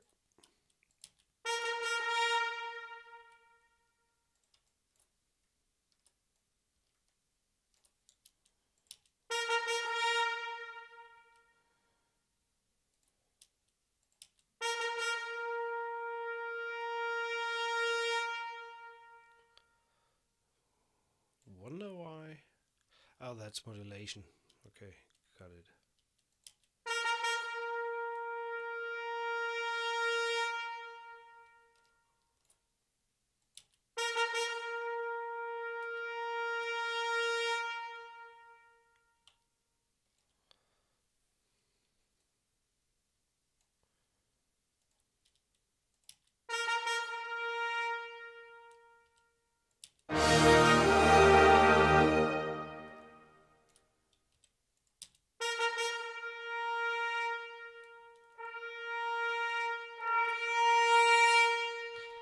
That sounds more like so first of all, going with a panning, that sounds more like a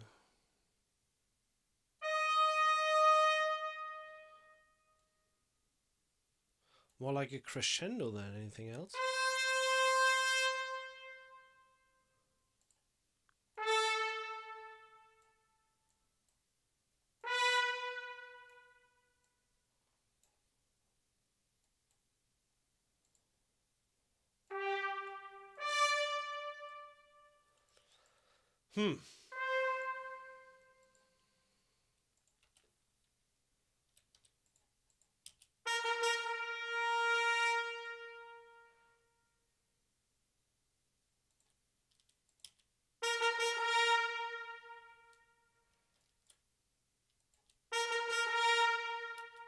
Maybe just try this sustained articulation. Yeah, that's the way to go here.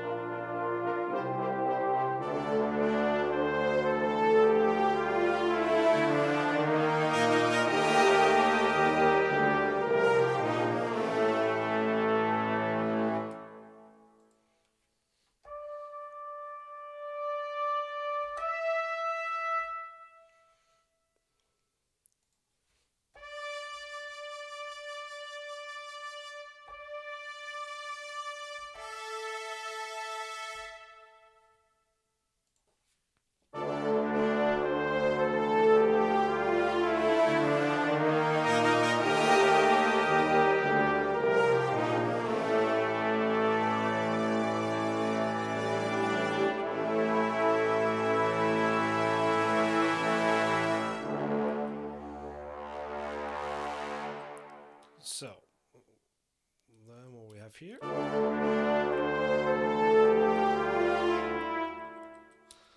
just added a high 4 trumpet patch here for the ending. Let's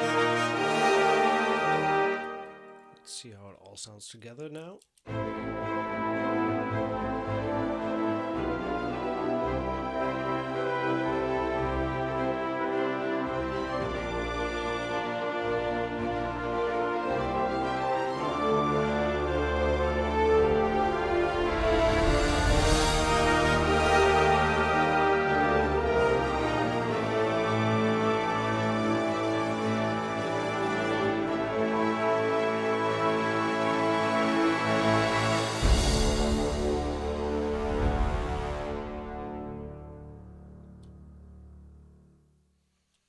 Okay, we can let die off the...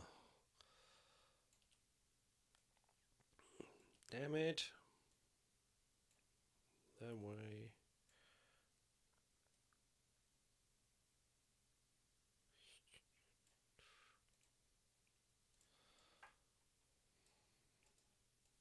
A little bit earlier, so that way.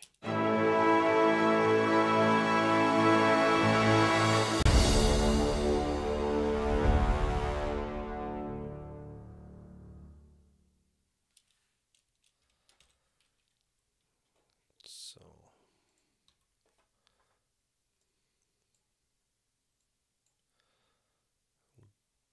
not going to do much here. I'm just putting a little bit of limiter on the master bus. Not doing much here. Just a little bit of volume bump.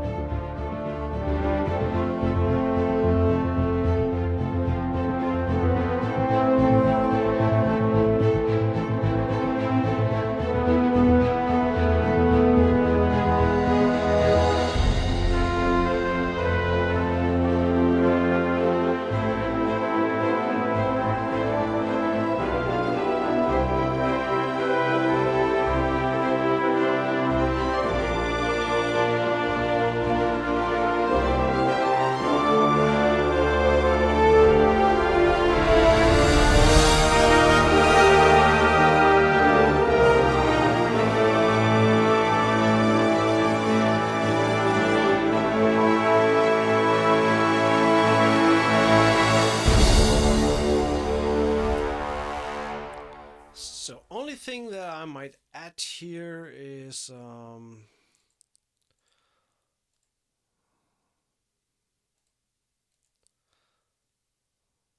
really just want to shine on that E flat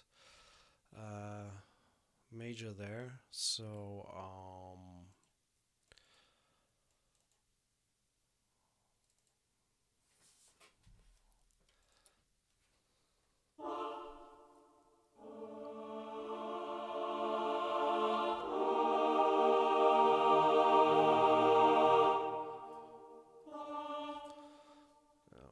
to do the mod wheel work later.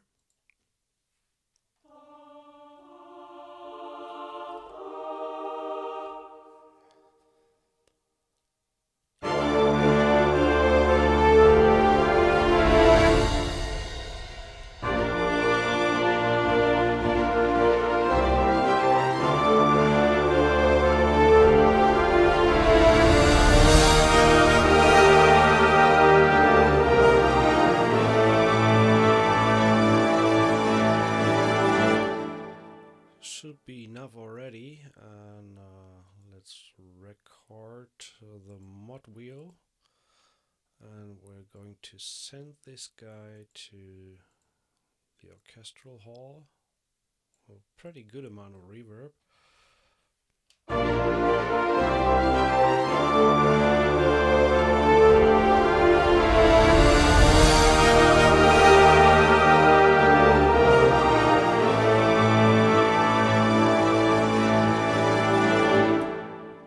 And it's still pretty subtle, so I raise the volume a little bit of the choir.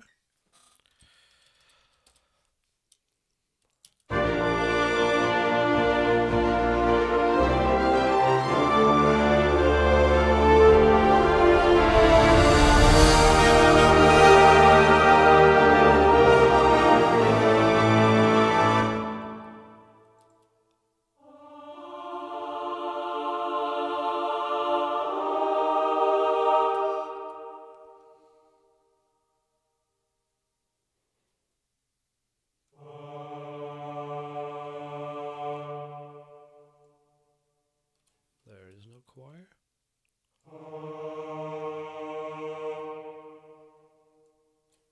There is none. Okay.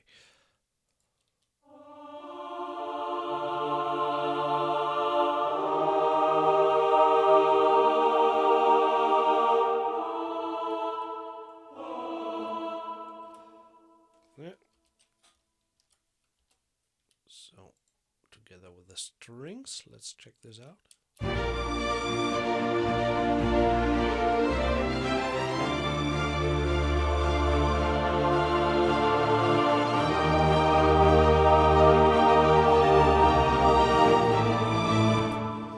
Nice.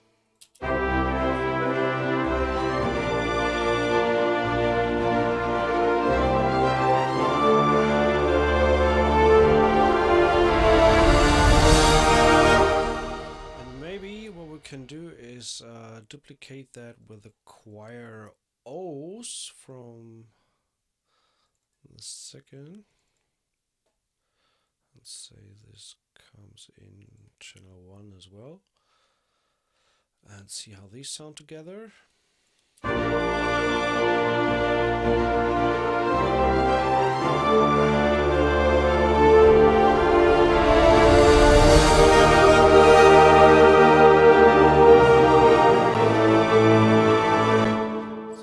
Can turn them a little bit down on the channel and solo them for a moment.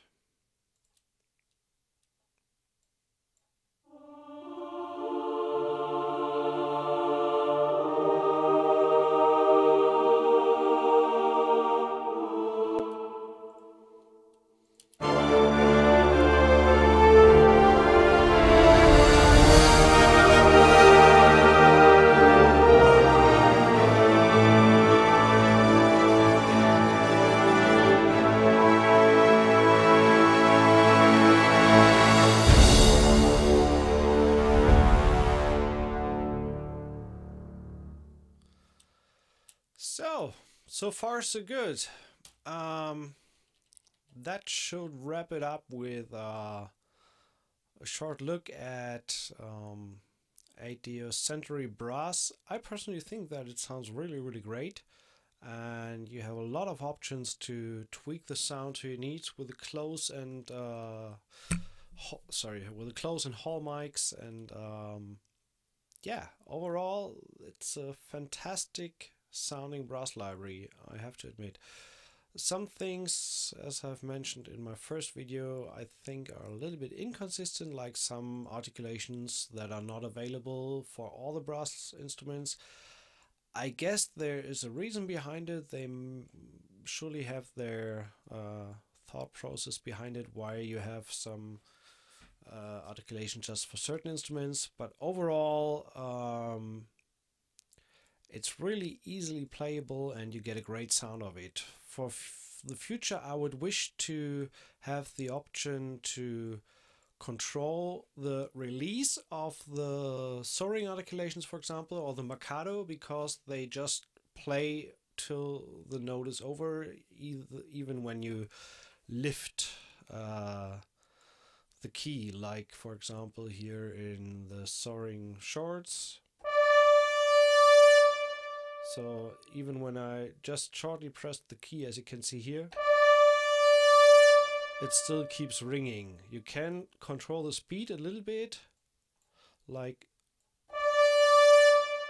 speeding it up, but still I would wish to have the opportunity to cut the note when I want to, like the same with the Mercado shorts. It just keeps ringing, and the long there it's even more pronounced. So this is the only thing that I think can be improved. Maybe in a future update, maybe we will see that. Other than that, the sound is absolutely fantastic. So if we just listen to the whole theme thing, the melody here with the brass chords underneath on its own.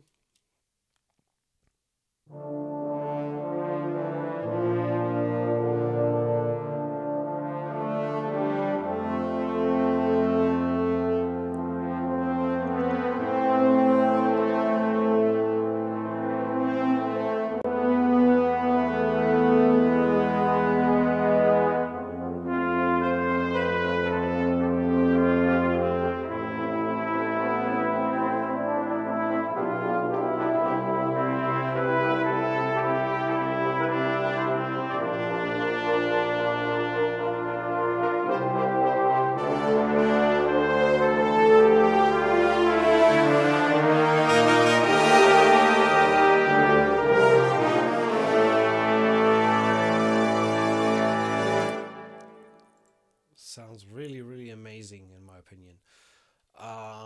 That wraps it up. Here's a final listen to the track that we've done. Kind of a orchestral, not trailery type. Just a short cue showcasing the brass. Hope you enjoyed the streams, and leave a comment on YouTube if you got any questions. Also, leave a like if you like it, or subscribe to the channel. Enjoy, and see you next time.